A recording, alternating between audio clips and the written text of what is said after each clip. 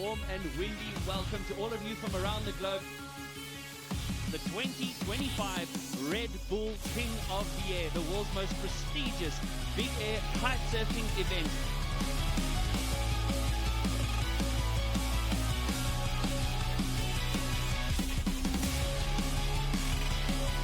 During the photo, Paige is sending it to him here.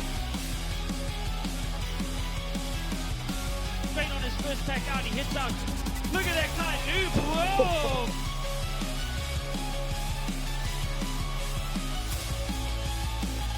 Here he goes. Can he repair the damage? What? This is incredible! Zach Adams doing the boomerang. No way! Zach Adams here with a back roll, side loop, and then a boomerang board flip. Look at that. I think that's four flips. Word. Zach Adams, the president.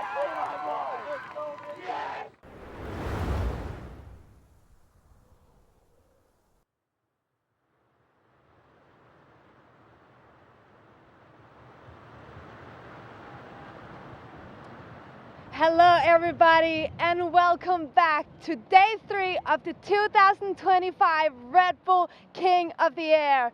It's the day we have all been waiting for because it's finals day, baby. As you can see behind me, the athletes are getting ready. The atmosphere here on the beach is really building, and I'm gotta be honest, I feel like I'm almost going to compete because the feelings inside of me is, you know, I can just really feel the atmosphere here on the beach. But we have so many interesting heats lining up, and I'm just so excited to watch them all. But since I'm on the beach, the boys are cozying the booth, I think it's time for a little conditions update. I've been on the beach for the past hour, and I can really feel the wind increasing at least 5 knots over the last half an hour. The sand is starting to fly, it's hitting my legs, and I'm spotting some really nice left foot kickers out there, and also it seems quite nice and flat in between the waves. But yeah, some of the female athletes are already on the water. I saw them on 8 meters, so it really says that the wind is starting to pick up. But while I'm here, I know the boys are comfortable in the booth, so let's see what they're up to. All right, Therese, thank you very much. And again, a warm and windy welcome to day 3, finals day of the 2025 Red Bull King of the Air, the world's most prestigious big air kite surfing event, the one you've all been waiting for, as Therese is the day you've all been waiting for. To my right, in the commentary booth, 9-time competitor King of the Air event here, Lewis Crathen, great to have you, and big air pioneer Ruben Lenton. Gents, energetic intro there from Therese. You can feel the energy on the beach. Day 3, 3 days of kiting that we have brought to you live from the incredible city of Cape Town. How's it going, boys? Yeah, it's going great. Colin, enjoying a start like this today where we have the luxury to sort of wait and relax and wait for the best winds. That was Zara Hugenrad on your screens. But Ruben, you know, 3-day event. You've been here before. What's that like when you're still in the event and you have to wait and wait and wait? Is that difficult? Yeah, it's right up my street. I got plenty of patience, so they didn't catch me on that. No, it's it's unbelievable. But yeah, we are playing with Mother Nature. She is in full control, and we can only adapt and use her at the right time. So thank God she's blessing us with some great conditions this afternoon to finish the Red Bull King of the Air 2025. And we have got some belters of heats coming up. Yep. There have been some upsets earlier on already, but I think we have a very strong semifinals coming up. Yeah. No, we do. That is exactly that. We have a strong lineup indeed that we are bringing to you live for those of you from all around the globe joining us here at the 2025 Red Bull King of the Air. So let's take a quick look at the current situation. Here's the comp ladder. As you can see, the second column on the right, second last column on the right is where we currently are in the Opens division in the semi-finals. Set to bring to you. Lewis, what do you see in front of you? Yeah, I see Heat 19 first semi-final. Lorenzo Casati, probably expected him to be there. Parker Sage having a belter though to get into that semi. Luca Taritu was probably favourite to get in that one as well. But Leo, he's really coming through the young Grom. Cohen van Dijk a belter 2 and Zach Adams in the 3rd. But we probably thought Andrea Principi would have made that one. 100%. And of course, we've got the women's division as well with Zara Hugenrath, current Red Bull Megaloop champion, and of course, a title defender, Francesca Meni. So this is going to be a heat with high scoring tricks. They are hungry to land in the final. Yeah. An unbelievable heat, that is. That's round 2, heat 3 we'll start with first, by the way. And that spot, the winner will be on the podium. But let's take a look at some key moments from the competition so far, I think, Colin. Yeah, no, we will start off with the Casati brothers, a story here in the making, which is going to be taking the internet by storm. The youngest competitor, but Lewis, talk us through these highlights from these two brothers. These two brothers are lighting up the world of kiteboarding. We have to make a correction as well. We have seen two brothers in here before, Sean Richmond and his brother Jesse, of course, 2013 and 2014. Hey, boys, we didn't forget in the end, but these are the two Casati brothers here on your screen. Very similar styles. This is Leo here demonstrating such control, and there is the big brother on your shot now, who looked very comfortable in the early rounds, didn't he? He smashed everyone 4 points ahead of anybody else so far, so they are looking very strong. Are they going to be on the podium? We've never seen two brothers like this in the semis. Well, we can actually find them in the final together, and they have got quite similar styles, and it just comes down to who gets lucky connecting the right gust with the right kicker and really stick their landings. And then, of course, that variety score, jumping all the, going out, going in, and pulling in the dirty loops, the loops, and just putting out an overall performance, because we are here to crown the most complete big air rider. Complete rider, and that is so important. And the variety score is playing a big factor, with Lorenzo leading the stats in that regard. But we currently also have what seems to be a new wave of American competitors at this year's events. So Parker Sage, and of course, let's not forget, top of the list here, Zach Adams. Zach Adams absolutely displaying a phenomenal energy on the water with a very nice style of riding.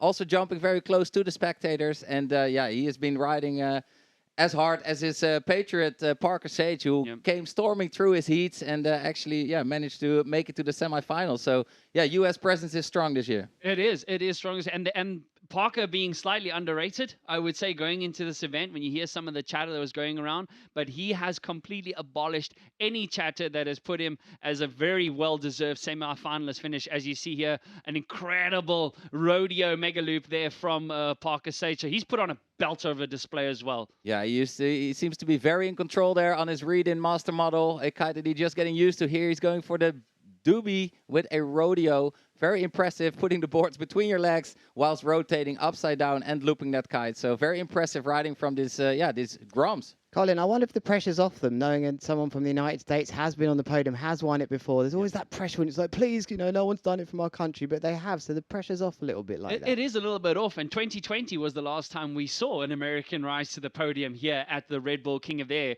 But it's not stopping there, as we now are going to concentrate on the move of the day, if I could call it that. There were some belter moves, but take us through this one from Zach Rubin. This was Zach in the dying seconds of the heat, and the one that secured the deal for him in the semifinals. And he calls it the Zach attack. It's actually a quadruple board flip, but not only a board flip. He was doing this whilst he was making back rotations and looping his kite. So a very impressive and technical performance here from Zach Adams. And he couldn't believe that the board actually came back to him. That's why we call it the boomerang as well, because who believed the board will come back to him? He didn't even, and he caught it. And what an impressive moment. And of course, very upsetting for Andrea Principi, who was on his way to a three-peat, winning 3 consecutive Red Bull King of the Air titles in a row, but Zach Adams stopped him. Yeah, we now have to talk about Cohen van Dijk, who's negotiated the event so far very calmly, actually, and gone about his business. He finds himself in the semi-finals here, the North Rider here with a nice, massive mega loop. Delayed back rolls, a board spin as well there, and he just looked very comfortable. He was achieving really good heights in his heats. He hasn't had any major crashes. He looks really confident. He's one of the most experienced here. Right foot forwards as well, demonstrating no problems there with that massive dirty loop board off with plenty of front roll rotations. He's been podiuming quite well over the last few years. He's in one of the top 5 big names. Now, can he make that push to get through to his first podium here? No, definitely, and he has. This is his second semi-final in 4 appearances for him at the Red Bull King of the Air. So very excited, but of course, a bit of a shock moment, and a very historic first, I shall say here, was a moment between Lucas Cerruti and Gil Vlucht, when we saw towards the end of the heat Lucas Cerruti came in for a kite change. You can see there in the front, he was in the yellow vest, using what is known as a foil kite. It's a kite that's not inflated with bladders. And his very first trick, he went out, just hung in the air forever with a mega loop tornado, board off on the way down and sticking it clean. That scored his second highest trick of the heat. Talk about improvisation and a historic first. We've never seen a kite like this used at this event before. Wasn't great news for your fellow countrymen, though, was it, Ruben? Now, of course, Giel is a bit of a heavier rider, but he was trying to squeeze every drop out of his gear and out of the wind there. But unfortunately, there was a bit of a lull in the wind, and it was a bit questionable whether it should be I feel for Giel. postponed. Yeah. I feel for I Giel. also feel for Giel. Definitely feel for Giel. However, Luca really, it is the open division. They can use hydrofoil boards, hydrofoil kites, and that just performs a little better in light wind. But let's hear from Giel to see how he feels about getting kicked out. Yep. Okay, so Luca pretty much used a kite that that no other brand has right now.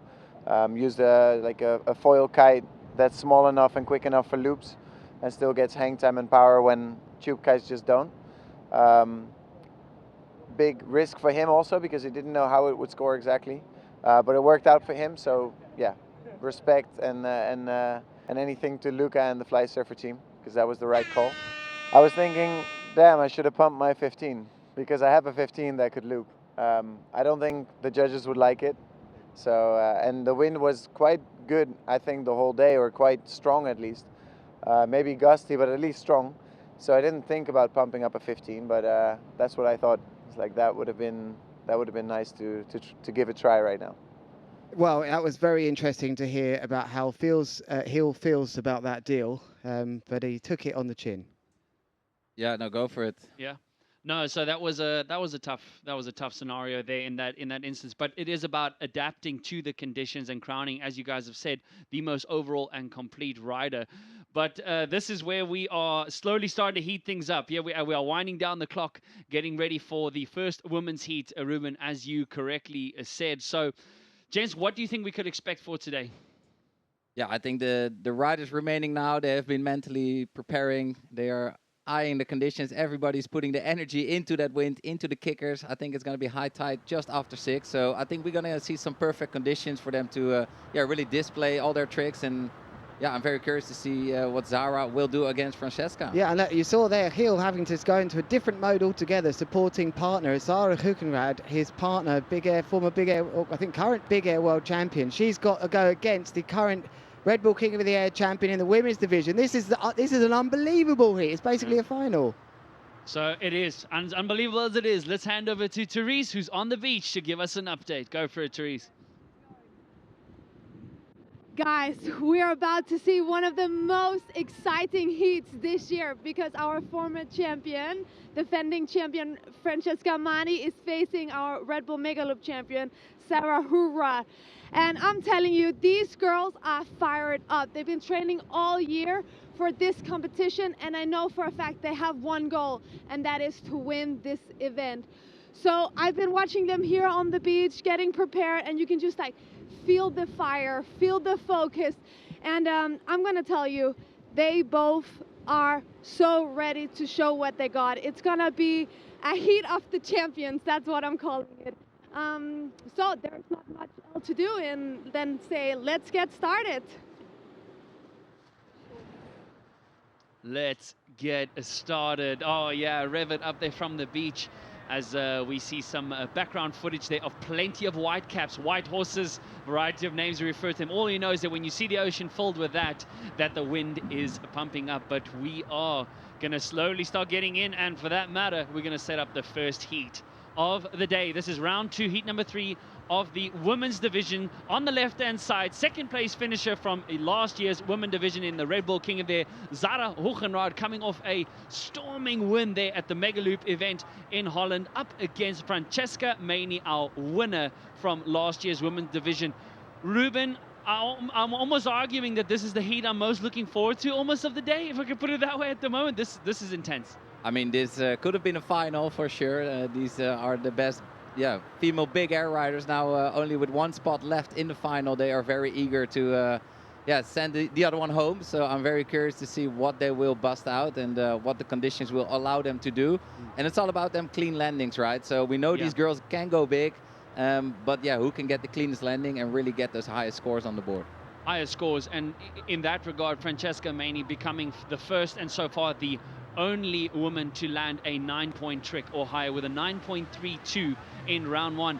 However, it was not enough to see her through straight to the final. She's now going to go through the second round. What happened there in that first heat with that trick, yet she still didn't make it? 100%. She was off to a flying start with a super high score, but now in this heat, the semifinals, Francesca Maney in blue, riding out to sea. You see Zara Hugenrath here in the purple rash vest on the black kite. And yeah, they're turning around. They're waiting for the ocean to line them up with a perfect kicker so they can send it into the sky. Yeah. And sometimes that means turning around and yeah, eyeing out further down the sea and see if you can spot some wave. Yeah. So the waves, Ruben, being utilized for the purposes of kickers. We've often used that expression, kickers simply referring to a wave. As Zara, oh, she wanted to go for something there, opting out of it. It's going to be interesting to see how they negotiate the conditions down there. But Therese, welcome in the booth with us. Great to have you up here, taking a sprint up the beach, up that soft sand. How's the conditions looking up there? Oh, thank you so much. Woo! Look at that action. Mega loop laid back row here from Francesca Maney and putting her first score on the board in this semi-final, on the road to secure her place in the final in order to defend her current crown, her current title. Guys, I'm telling you, the vibes on the beach were intense. The women were so focused. They both have their individual team just surrounding them, giving them good vibes. But you could just see how much in their box they were. And I think this is a really big deal for both of them facing each other up because there's a lot at stake. 100%. And what is at stake is it's being kicked out in the semis. And here Zara goes with a mega loop laid back roll of her own. Kite slightly over rotating, but she fixes it and lands cleanly. So yeah, for you viewers at home, we will give you a little bit more information on how it actually works. How do the judges, our 5 judges, look at the tricks they are performing? What do they have to do, Colin? So top 3 scores will count. So considering that Zara and Francesca have already landed their opening maneuvers, just easing the jitters, easing the tension, getting into the swing of things as we see a lot of wind out there in the background, in that beautiful backdrop there. I'll explain the scores now as Francesca wanted to. No, so back to the scores. It'll be the top 3 tricks. Then at the end of the heat, there will be a 4th overall impression variety score added. We will explain more, but the point is that the riders, in order to really contribute to that variety score, need a 6.5 or higher. And here a beautiful boogie loop from Zara Hugenrath. This is a lovely feeling move, especially if you land it like that. Nice work here by Zara. She was doing a full front flip and looping the kite with her backhand. It's called a boogie loop. I invented it because it feels absolutely fantastic. So basically you're rotating in the opposite direction, your body, than what your kite is rotating. Correct. A very controversial feeling at first, but once you get the hang of it, it feels great. And here goes Francesca with a boogie dirty loop. So she also did a front roll, but then she looped with her front hand, doing that classic Graham dirty loop that he invented for us. And what a nice perspective that we have, because you can really see the kite angle, which also is the view that the judges can see. And it will add to her variety score as well. Like we said, at the end of the heat, their 3 highest scoring tricks will count. The riders get as many attempts in the heat time as they want, but only 3 highest scoring tricks will be on the board. And then that 4th overall impression score, which is of course due to variety. The judges love to see variety, so jumping going out, jumping coming in, but also looping with the backhand, looping with the front hand, rotating backwards, rotating forward, hooked even and unhooked. Even unhooking. Yeah, unhooking will count to variety. If the wind increases, also you can do, of course, double loops, you can do S loops, super loops even. So there's a lot of variety to be thrown in there, and that's really something the judges rewarding at this Red Bull King of the Air 2025. Guys, I've been so excited to watch this heat. I think it's one of the most interesting heats we're going to watch this year between these 2 champions. Definitely. I'm super fired up with this as we see Francesca Maney from the UK. They're in front of you in the light blue rashfish. She's building up nice speed. There hits the kicker. Good timing.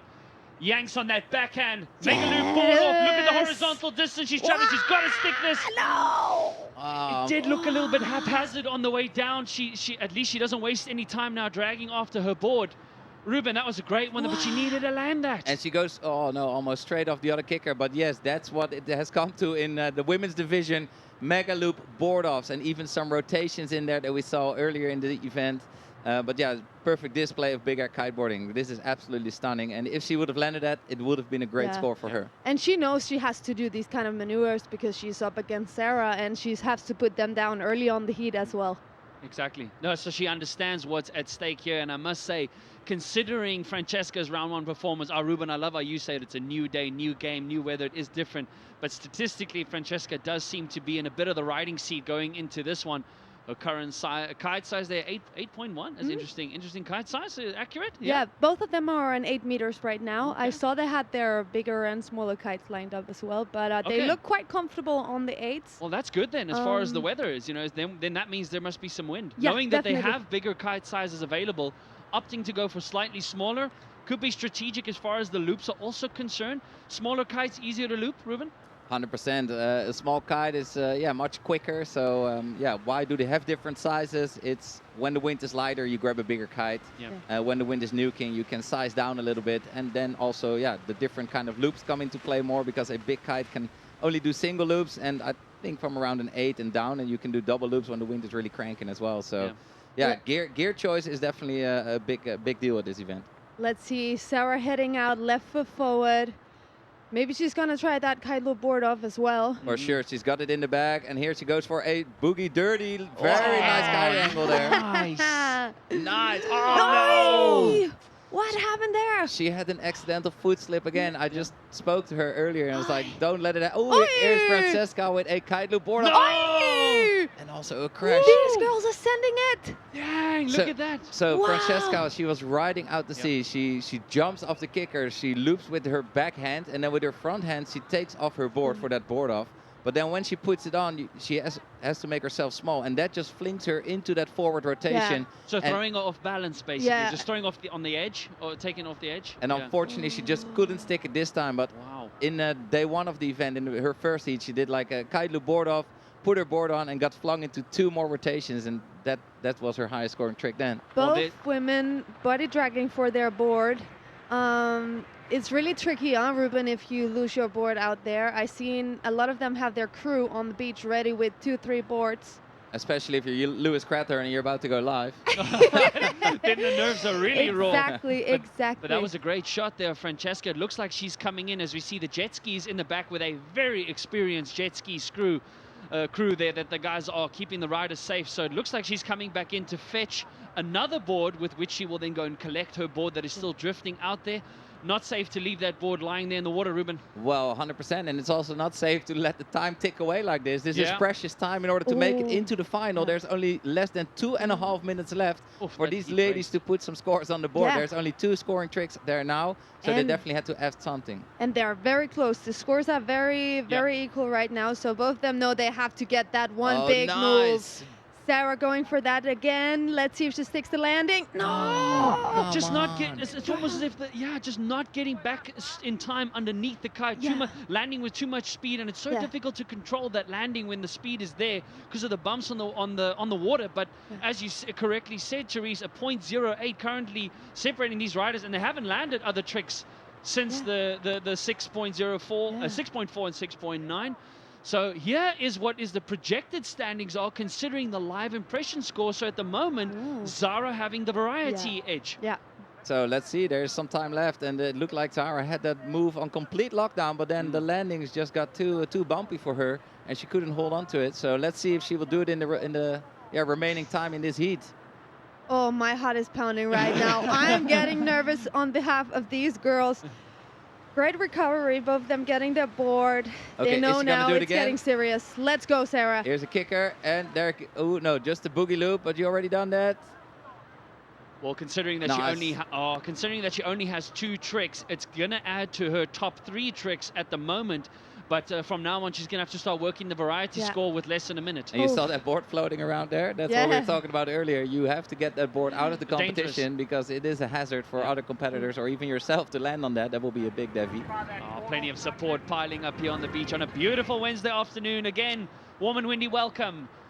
Round number 2 for the women's. The winner of this one will go straight through to the finals. We see Francesca launching. Mega loop, late back roll. She's got to land this just to get that third score back up on the board. Nice. You could see the nerves there on the landing. Like, yeah, oh, keep it together. She knew she had to stick that one. So that is awesome to see. Let's see if she will score high, and then still that variety score comes into play in 15 seconds, which can still change things around. Yeah. And So- Rich, earlier on in the heat, Francesca was lacking a bit of height compared to Zara, but at the moment their height jumps are pretty much the same, a 15.3 and Come a on. 15.0. What does she need? She need a boogie dirty. Come on. Boogie dirty. Is she There you gonna go. make it On the buzzer. Yeah, boogie She's gonna dirty. make it on the buzzer. And she's got it. Oh, Nice. wow. Zara Hogenraad just sealing, I think, the deal here at the Yes. last move of the heat, because that's what she needed.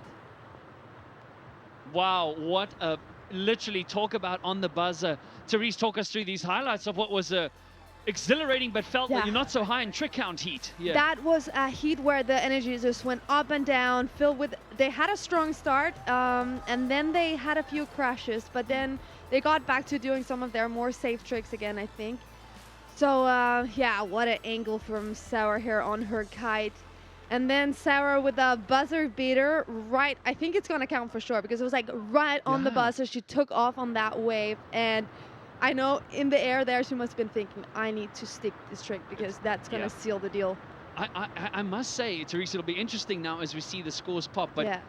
a part of me felt that buzzer had already gone just before she Oh, took maybe, off. yeah. I hope I'm wrong. I Yeah, yeah, really yeah, hope yeah, I'm wrong. yeah. And I know there's thousands of viewers from around the world, many of Yeah. them from the Netherlands, who will hope it's wrong, and it definitely was wrong, as we see Zara Hogenraad edging out the current champion, Francesca Maney, in the tightest of margins. Look at that, a 0.25.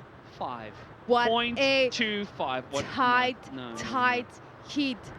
Oh, wow. What is going through Sarah's mind right now? I hope she's screaming and celebrating, because this was probably one of the most important heats of the entire year. Yeah, it was. It was. I remember the winner here goes straight through to the podium. You know, already such relief. Look at those images. Oh. Gil being there supporting. Oh no, there are some raw images as the woman from the Netherlands, this year's Megaloop winner, sees her way through back-to-back podium positions. Oh. But as you said, no, Teresa's like tension pounding, heart pounding. That was the heat we were waiting for, and it delivered. It did. Yeah, I mean, I'm getting so emotional seeing those photos of Sarah and Gil, because I know Sarah's just been working so hard for this. It's her really big dream. She won Mega Loop this year, Red Bull Mega Loop, so I know she's really searching for that. I want to say, what did you say for Crowning moment, or just that Yeah. to cap Yeah. off the year, to to finish be the year. crowned Yeah. as the queen? That As was a- what yeah. I wanted to say. At the king of the Yeah, air. Yeah, exactly. I wanted to say way, queen. Good way to just no. It is. There's many ways that we're hearing it described on social media and around. But what an unbelievable event that we hit there. So, but standing by on the beach is Ruben Lenton, who's gonna take it away after what was an incredible display of big air kiteboarding from these women. So, Ruben, my fro, take it away. All right, everybody. Before we continue with even more insane action here at the Red Bull King of the Air 2025, we just want to take a moment for someone who means the world to this sport and to this whole community. So this is a tribute to Graham House, to the laughter he brought, to the madness he created, to the community he built. Let's take a look.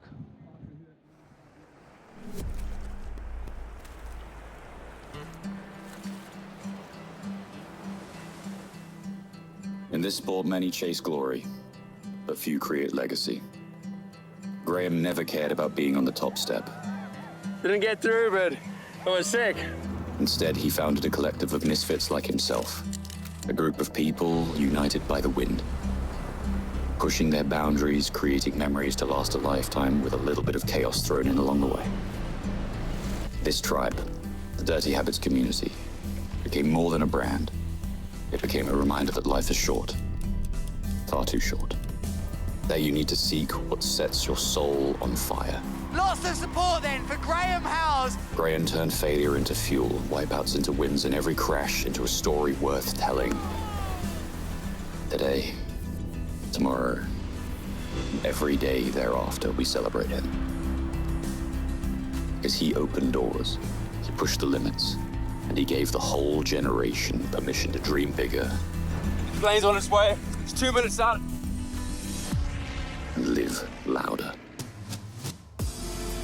So here's the message. Keep going, keep crashing, keep getting back up. Keep feeling alive. Let's celebrate Graham. Let's keep that soul, let's keep that fire burning within us all. And always, always, keep it dirty.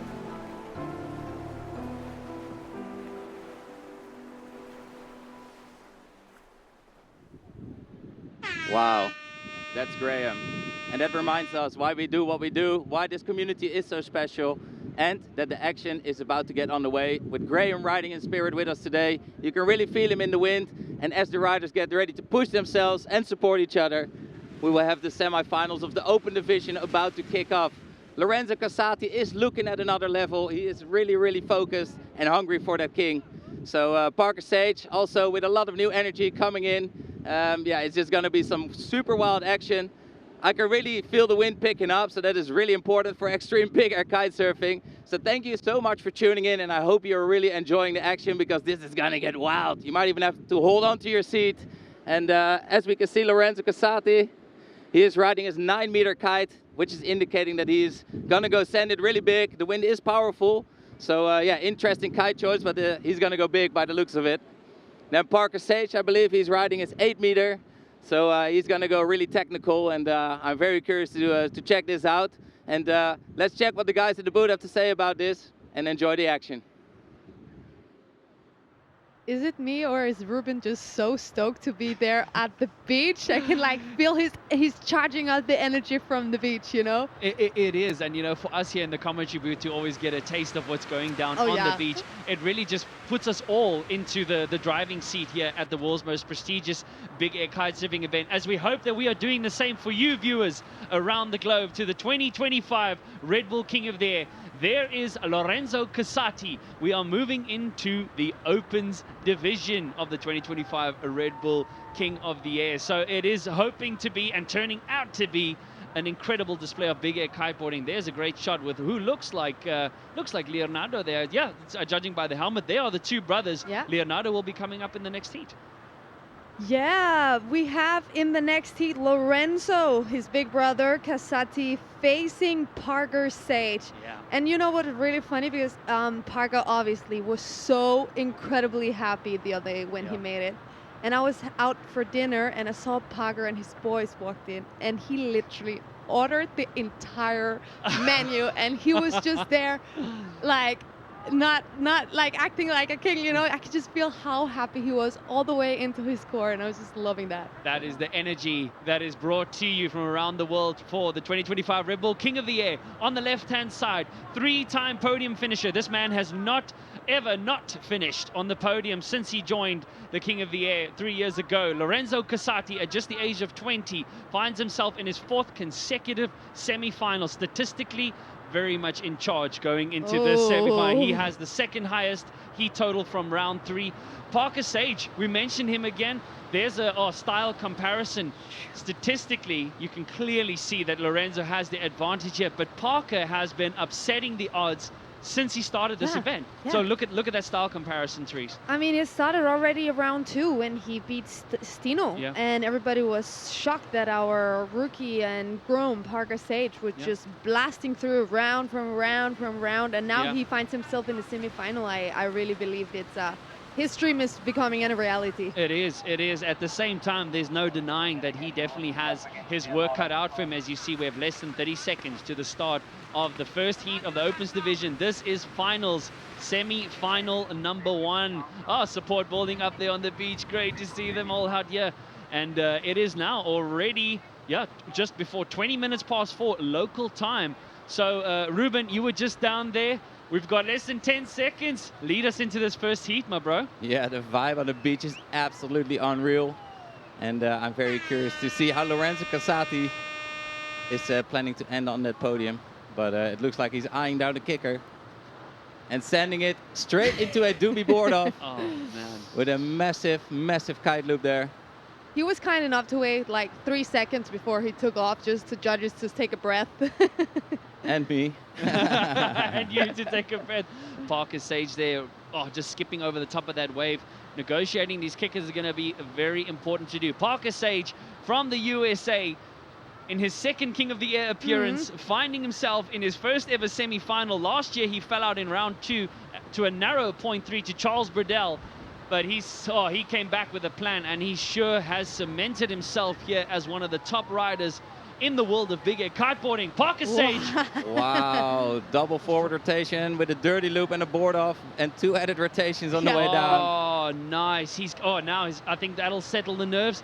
Ruben, the height that these riders are getting, indicating some good wind out there, bro. 100%. I think we're getting into that 20-meter mark, so that's lovely to see from the Surfer app and the Wind Games app. The guys are wearing the watch on their wrist, so they can really have all the data, how much time is left in their heat, their scores. And here we see Lorenzo with a tornado board off and kite loop. Oh, nice. Look at the horizontal travel distance. He's going to be flying past the frame in front of the judges. That's exactly what they want to see, as we see an incredible drone footage there. Again, a reminder, Lorenzo Casati is in the blue vest, and Parker Sage there on your screen is in the yellow. So the scores will be dropping. Yep, there, speak of it, there it is. Strong start, strong start. So the first line of scores you see is actually the total score of their 3 highest scoring tricks. The second one is their first trick, and as we continue, the tricks or the numbers will start adding on that line. And then accompanied to those 3 high-scoring tricks will be, of course, at the end of the heat, the overall impression score due to variety of tricks they threw in the heat. And Parker adding a right foot trick, but unfortunately just missing the landing there. Seems like he got caught up in a wave. Right up on the top of the lip, Yeah, Therese. That's a good observation. It is, just caught up on the top of the lip, And most of the times when they're crashing, it's actually this way, when they land like on top of the wave. And then the wave kind of eats your board and you lose control. So statistically, throughout last year, we saw Lorenzo, in my opinion, negotiating that the best out of all the riders, just somehow at whatever position on the wave, just managing to spot that landing and secure it despite the white water, the foam, it just gets all over the place. Ruben. I mean, these are the best big air kiteboarders in the world, and here goes Parker Sage with a double back roll kite loop board off his own.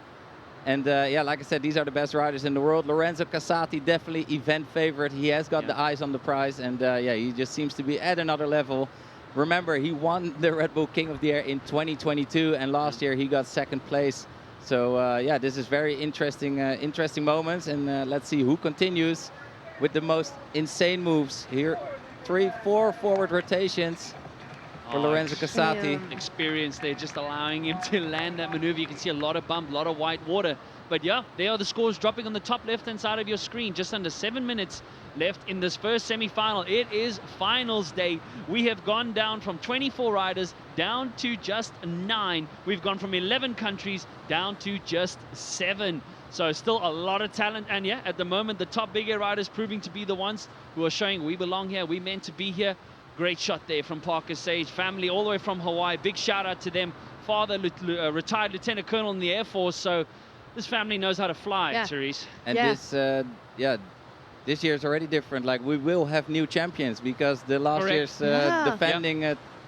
defending champions are both out. Francesca Maini just lost against Zara.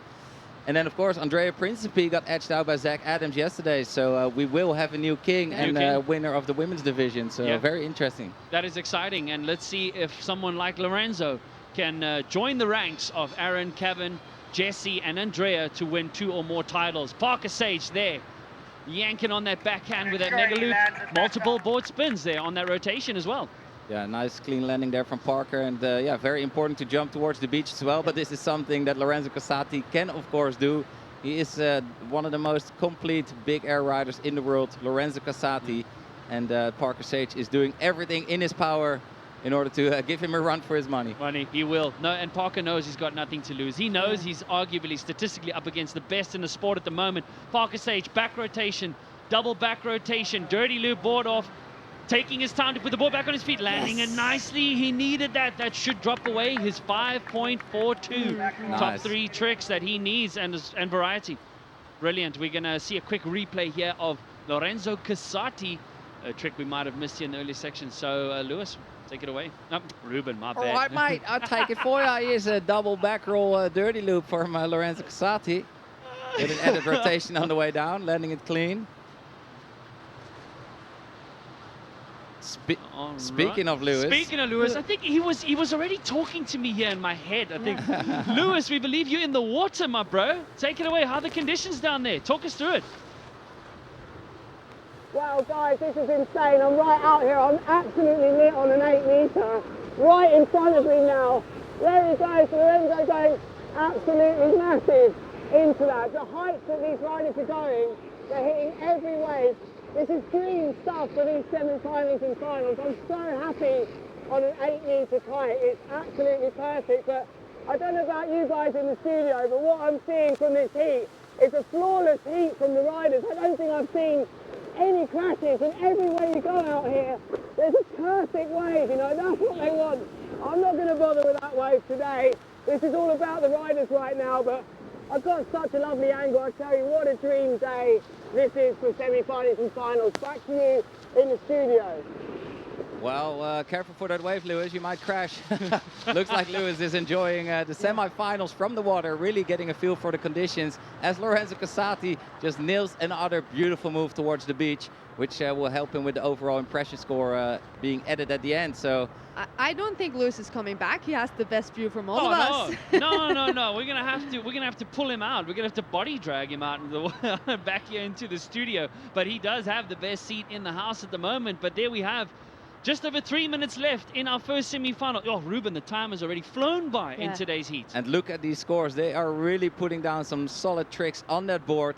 And yeah, I'm very curious to see if they're going to improve these scores or just keep adding to their variety score and yeah, play it that way. So Parker Sage, what is his strategy?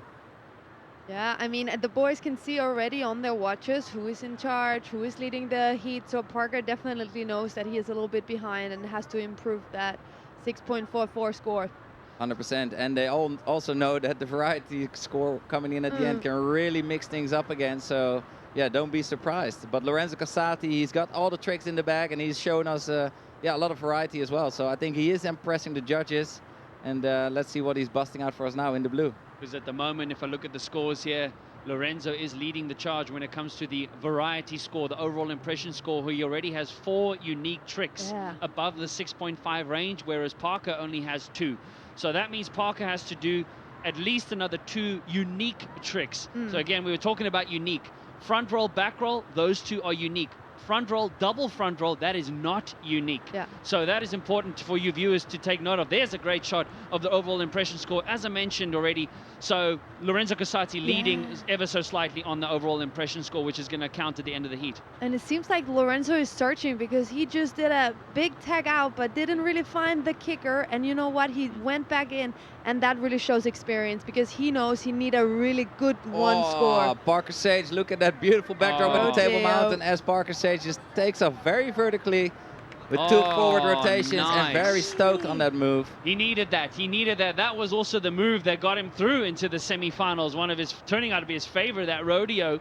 So just putting the board between the legs and yanking on that bar. And you can just see the stoke and taking the, Ruben, taking the time to put the board back on your feet just says something. But back to Lorenzo, yanking on that backhand, board flip, into a rodeo mega loop.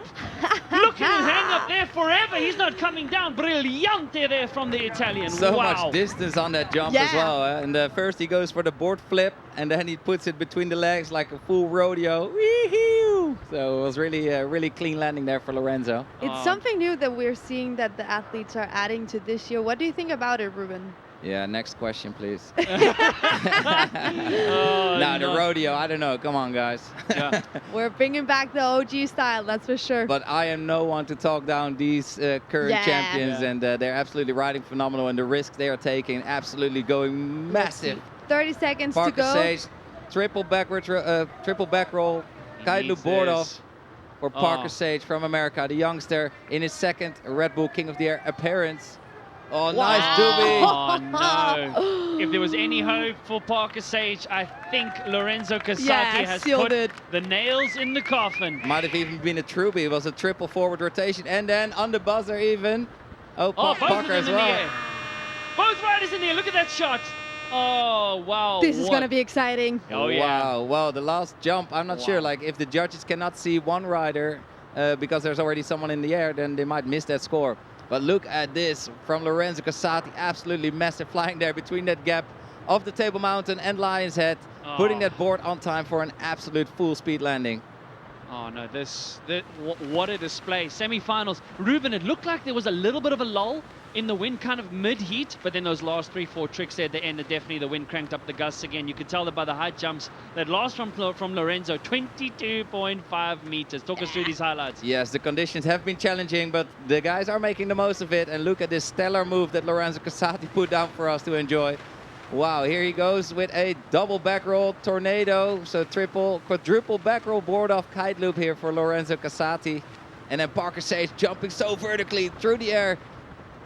Triple forward, quadruple forward rotation and a dirty loop board off there. Oh, nice. Look how vertical he's going. And then this is the rodeo.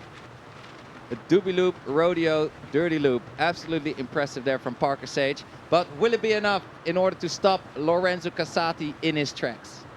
I don't know. I'm not sure. And Parker knows that he had his work cut out for him. But listen, nonetheless, a very good effort there from the American, but a unsurprising result with Lorenzo Casati with a total score of 30.68. Not as high as his round one total, but the second highest score of the event. And that means we have our first finalist. That is Lorenzo Casati moving into the final. For 4 years in a row, Lorenzo Casati has once again stepped onto the podium, punched his ticket to the stage in the biggest arena of big air kiteboarding. But Ruben, come on, you got to hand it to Parker Sage, the man from the USA. What an effort by him. Look at that top score, 7.32. Brilliant work there from him. 100% Colin. Parker Sage showed some phenomenal riding, and congratulations with your 4th place, Parker. You really showed what you're made of, and it was lovely to watch you vibe on the water. Really incredible. So I think Lorenzo Casati has set the bar really high with that overall impression score, which he just seems to be nailing every heat. He knows exactly what he's doing, and that comes, of course, with the years of experience, and also the lovely support he has from his father and training with his brother. These guys are on the money. And I think this year he is our world champion. He won Red Bull Mega Loop. He's talking about this trilogy thing that all the boys want to achieve. And this is the last thing he's missing. It's the crown. The crown, the ultimate. All in 1 year. The penultimate of big air kiteboarding. As you say, big air, world champion, mega loop champion. So this will be the cherry on the cake for Lorenzo Casati as he steps into yet again another final event for him. There's a very stoked in the blue vest from Italy, Lorenzo Casati. Brillante from the young man as he steps onto the podium yet again. But we are moving. We are going to slowly be moving into the next heat. That was the end of semi-final number 1. But again, just some raw footage and emotion there from Lorenzo Casati. But moving on, no time to waste, into semi-final number 2 with an incredible round 3 performance. Luca Cerruti, our remaining local representative from South Africa, up against brother of Lorenzo, Leonardo Casati, the youngest rider from Italy on his rookie appearance, making his way into his first semi-final on his very first event. Ruben, take us through the style comparison. Yes, absolutely incredible riders coming right up. We saw Luca winning his heat on a foil kite against Giel Vlucht, of course, and Leonardo Casati just busting through every heat with so much precision, so much height, power, variety, technicality, and also taking a lot of risk. So he has got a little bit of the upper hand over Luca, but anything can happen, right? A little chop can get into someone's way and he will not have a smooth landing. So let's find out who is going to claim that second spot in the final. Will it be Luca Cerruti from South Africa or Leonardo Casati taking off here all the way from Italy? He's just copying his brother right off the buzzer. Leonardo takes up on a really nice left foot forward kicker. Coming in right foot forward. Is he kicking off with the foil kite? He is. He is. Luca Cerruti has decided the winning formula that he used in round 3 on Monday is going to be the kite that he starts with. It was a historic first hit, the Red Bull King of the Air using a foil kite. We've never seen it happen, capitalizing on the slightly lighter winds, but this wind is cranking now. Leonardo Casati, front rotation, rodeo. Oh, mega loop with an added front on the way down and plenty of time. This guy is showing experience way beyond his years. Yeah. 100%. I mean, yeah, if your bro is Lorenzo Casati, then you've got to step it up every heat. But these guys are so creative, so professional, and so on it. With the full support of Haarlem Kitesurfing family on the beach as well. Yeah. It's really fantastic to feel their energy and to just see their dedication and passion for the sport. They are hungry for the win, and I think they deserve it. So let's see if Leonardo can meet his brother in the final. What an interesting choice from Luca. I am totally mind blown. I did not expect that, but let's see what he got for us. I'm very curious what the judges are going to think as well. Well, I mean, the advantage of this kite is it's got a little bit more float, a little bit more hang time. It is really a kite made for air time. So that is what the Red Bull King of the Air is all about. But you also see that the lines are quite long. Yeah. And let's hope that he can put the kite low so that he gets extremity throughout his tricks as well. But Luca Cerruti, phenomenal riding, and he's probably going to bust out some tornadoes, board-offs, and loops for us coming up shortly. Yeah, he does, and he's had a little bit of a slower start. Actually, no start really in comparison to Leonardo, but in the yellow vest is Leonardo Casati, a reminder at just 16 years of age. Ruben, Therese, the sport is for anybody can do it, so don't be intimidated by what the guys are doing here. The sport is for, but there's a great close-up shot of that foil kite. No bladders, no inflated bladders, just the natural air flowing through the struts, uniquely designed. As we see Luca opening his account, back rotation. He did the same in round 3 of stalling on the loop, tornado, mega loop on the way down. He needs to, look at that horizontal distance. Ruben, what did you think? Let's give an honest opinion. How did you feel about that trick as a professional rider yourself? I think Luca is fully in control of what he can do and what he can show on this kite. He did a lot of training on this fly surfer Sonic, and he seems to be very confident, in control. He is getting the height. The kite was not going as low as I like to see it, but maybe he can push it on the next jump when he goes even higher. See Leonardo, tornado. Quadruple 5 forward rotations. Putting on the board right at that landing. No, with literally centimeters to spare. Again, the experience here, you can just see the name Casati just coming through in his performance. Obviously, a lot of experience and a lot of tips being handed down, but this time, right foot forward, Luca Cerruti, front rotation, tic-tac. Yeah, it wasn't as high. It was a double forward rotation with a tic-tac from the fin to the handle. But yeah, not the height that he needs in order to kick out Leonardo Casati. The Casati brothers. The Casati brothers, Luca Cerruti, as said before, our last South African. Interesting choice. It does look like the wind is coming and going with a bit of gust, but at least we still got some nice kickers.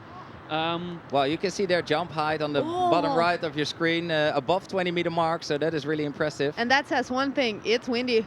It is windy, but they're equally jumping as high on these different kites they're using.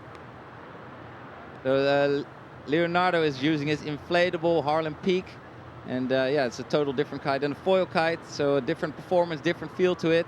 And let's see who can get the most creative and radical. I have to be dead honest, considering the wind is a lot stronger than day 2, it is a surprise that Luca Cerruti is taking out the foil kite. At the same time, Therese, it looks like he just became so confident in those last few minutes of that round 3 heat. And I think he knows that he really have to show his best, and giving him that little bit of advantage, choosing that kite, I think it's a strategic move as well, because he knows he needs it against Leonardo.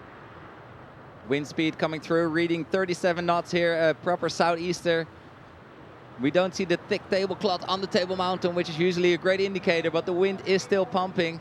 A little bit more holy and gusty than we'd like to, but we are making the most of it here during day 3 of the Red Bull King of the Air 2025. Oh yeah. Thank you so much for tuning in, and you're here with me, Therese Tabel, and of course Colin Hackroot, bringing you all the hot news live from the Red Bull King of the Air. Oh yeah, this is the news you want to be tuned into, as we see the first 3 top scores for each rider drop on the top left-hand side of your screen. Leo in the lead at the moment, 22.96 with a 7.82, 7.72, 7.42.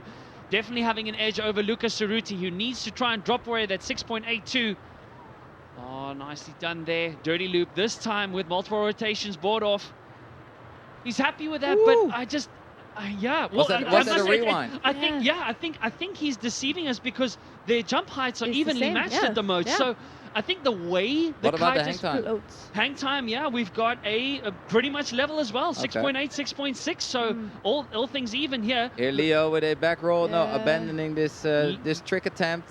And there is definitely a lull in the wind. You can see it on the water. Not much as much flutter on the water. So this could play yeah. in Luca's favor because the foil kite needs a little bit less wind in order to get that height and get that hang time. So let's hope that Leo can hold on to his kite properly and get the most out of it. More than halfway through the heat, reminding you guys that the winner is going straight to the final and the loser is out. So these heats are game on. It's game on time. Well, that was very interesting indications there from Luca Cerruti, who will be looking to see his way through for the second time to the podium. A reminder that Luca Cerruti was our third place finisher from last year. But he's up against a very experienced 16-year-old Leonardo Casati coming in right foot forward. Yes. Not a whole lot of power here to get as high as he hoped to, but he's still landing this double back roll board off kite loop. Making sure he's adding to that variety score. That variety score, it won't fall into the majority of the variety score, but it will add a little bit in the minds of the judges, as they might reward a point, half a point or a point. There's a great shot from our 5 very experienced judges with our trick callers, keeping a very keen eye out on the water and paying close attention, because you want to rightly reward the biggest and the best in the world of big air kiteboarding here on the biggest stage. And again, as Ruben said, another warm and windy welcome to the 2025 Red Bull King of the Air. It is finals day, semi-final number 2. We already have Lorenzo Casati through to the final, no surprise. But this is going down to the wire. Again, there, look at the stats. Ruben, pretty even at the moment as far as those statistics is concerned. Yes, this is the data coming from their watch with the Surfer app data on the Wind Games app, which the riders can also read the data from on their wrist, on their smartwatch, so that they get a little bit more intel on what's actually going on, how long they have left in this heat, what scores they have been given, and what they need to do in order to come out on top and make it into the finals here. Definitely looks like the heat has slowed down just a little bit there. Again, the white horse is just appearing out of nowhere, so it looks like a gust of wind has come through. And look who came body dragging into the studio. Welcome back, Lewis Kratner. How are you? Board off straight in, man. Yeah, I'm good. I was out there right as we saw that unbelievable decision again to take this foil kite. I couldn't believe it. I saw it in the air. He's really going for this, boys. We were surprised as well, but yeah, he's the local boy. He knows exactly what the conditions are doing. It is lulling at some points, and this, yeah, definitely has a benefit riding a foil kite. So I think a good strategy, and yeah, he wrote history with that by taking out his foil kite for the first time in the Red Bull King of the Air event. And yeah, let's see if he can come out on top, but it's going to be a tough cookie. Lovely shot of him here as he gets launched into Accidental foot slip, he's crash. out. Oh dear, that crash. That's a bit harsh. That's going to be a sore one, sore kites. But there was a lovely shot there during that move. You saw the high cloud in a real line where the southeast is blowing. And I wonder if that's creating this very sort of interesting, very cold wind today. I was out there, I had a cold feeling. I felt really powered on an 8 meter out there, but I could see the riders on the tube kites were on 9s, and they were clearly jumping over 20 meters to me, and that's shown on your screens here. It looked like pretty good conditions for semi-finals, Ruben. 100%. With all your years of experience, you can yeah, kind of guess how high they're going, and your guesstimate is pretty good. Here, Leonardo Casati is putting on another score, also not that high. And we've got a very, very exciting heat coming up between Cohen van Dijk and Zach Adams. So don't go anywhere. Bear with us as we continue with this semi-final heat coming to an end in 40 seconds. What can Luca Cerruti do? Oh, he needed that. He needed that, he needed that, he needed that. Well done there from the South African. Let's see if he's got time for one more. He should. It depends on how far down he is in the competition area. But Leonardo responding. Making blade back while losing his board. Oh, just slipping out there. I think that'll definitely be the end of the heat for him. Has he done enough? Has he done enough? Has he done enough? He is in the front at the moment. He's got 4 unique tricks here to Luca Cerruti's 2, so you'd think he'd get him on variation in that factor. But there could be one more on the buzzer. I don't know if he's going to get airborne. No. He's not going to get airborne. No. No. Oh, Luca Cerruti here with a doobie dirty loop board off from the fin. May as well try and land blind. What a good effort from him, though. I think it's going to be it's a close heat, but I think this will go into the favour of Casati here, who looked very strong, boys, in his first ever Red Bull King of the Air. You know, this is pretty insane if he gets to the final. Here are the highlights. Massive back roll kite loop board off for Leonardo Casati against Luca Cerruti. What an epic heat here. We see Luca Cerruti going for that tornado dirty loop. Absolutely incredible. How many spins has he done? Like 6? I think it's I about... lost count. Yeah, I got dizzy, mate. Here, this is also a tornado with 4, 5 spins here. Definitely. Absolutely incredible what these youngsters are throwing into the air these days. Word, I cannot even keep up, Colin. No, dude, Ruben, exhilarating. And speaking of youngsters, at just 16 years of age, Leonardo Casati, brother of Lorenzo, sees himself through, not only in his first King of the Air, but to his first final ever at the world's biggest stage of big air kiteboarding. Unfortunately there for Luca Cerruti, South Africa no longer featuring in this year's event, but an incredible effort there from the South African. Oh, what a display of big air kiteboarding. But Lewis, talk us through some incredibly interesting stats that we have here in front of us. Yeah, we were looking earlier just like the importance of the riders that really seem to perform in semi-finals, you know, and looking back over all of the years, you know, the riders such as Kevin Langare, Jesse Richmond, Lorenzo and Andrea, of course, so strong. Just look at their percentage stats of them, how they make the finals. They seem to just turn the semis into this final, and they always seem to find a way through. As you go down the list, you start to see less and less people that actually eventually take the crown, the stars indicating the crown. There should be 2 stars by Andrea Principi's name, by the way. Ruben Lenton, you messed my stats up here, of course, because you're on the left-hand side here. You actually did pretty good, 2 out of 3 here, but unfortunately you didn't get the crown. But I found that really interesting because it's such a moment, this. You might not ever get it again, you don't know, and it's one of those things you go home and think, just what it would take for me, the dream of standing on top of this podium would be something special. But I found that interesting. Very nice. Thanks for those stats, Lewis. Very interesting. So let's see who will turn this semi-final into a final result. So I think, yeah, what we're going to see now, I saw Zach Adams warming up, but a little bit too enthusiastically, as the heat is only about to get started now. Just a warm-up move, mate. Mega loop delayed roll. You know, it's a warm-up.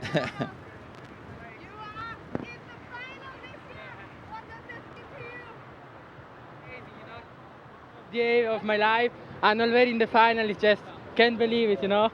What does it mean to be there with your brother, you guys? Let's get it! 2 brothers in the final. Let's go, guys. Enjoy the final.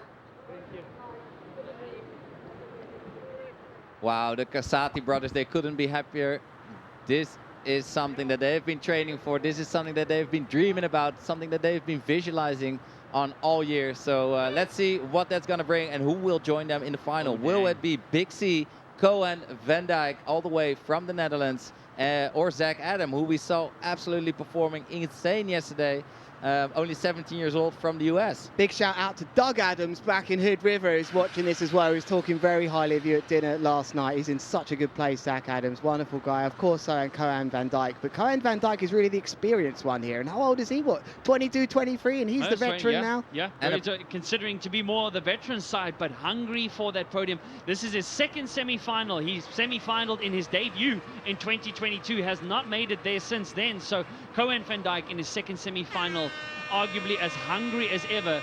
However, Zach Adams, as the buzzer goes, coming off arguably one of the biggest upsets we've seen in a very long time, taking out Andrea Principi in the dying seconds on day 2. But opening his account, right foot forward, Cohen van Dijk.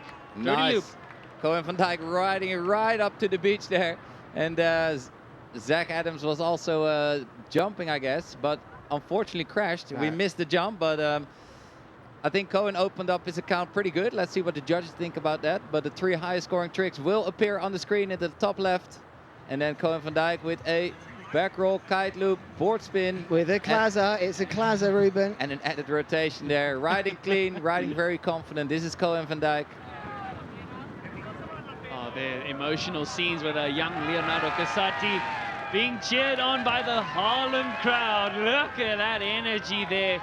No, this is history in the making. Lewis never had 2 brothers in the final before. This is it. I know, never in the semis. This is unbelievable. But who's going to join them from this heat? It's the scenes down there. They just got to cruise their way in. No, it looked like they were, you know, they were comfortable in the semis. And I think that's going to be for years to come, boys. Like, this is just, they're so dominant already. He's definitely powering his way into the top 5. But right foot forwards, Ruben. Bit of a check on the wave there. Yeah, he was trying to build up some speed in order to send it, but Zach Adams abandoned that trick attempt and decided to save his energy, as he didn't connect with the gust or couldn't find a proper piece of water to take off on.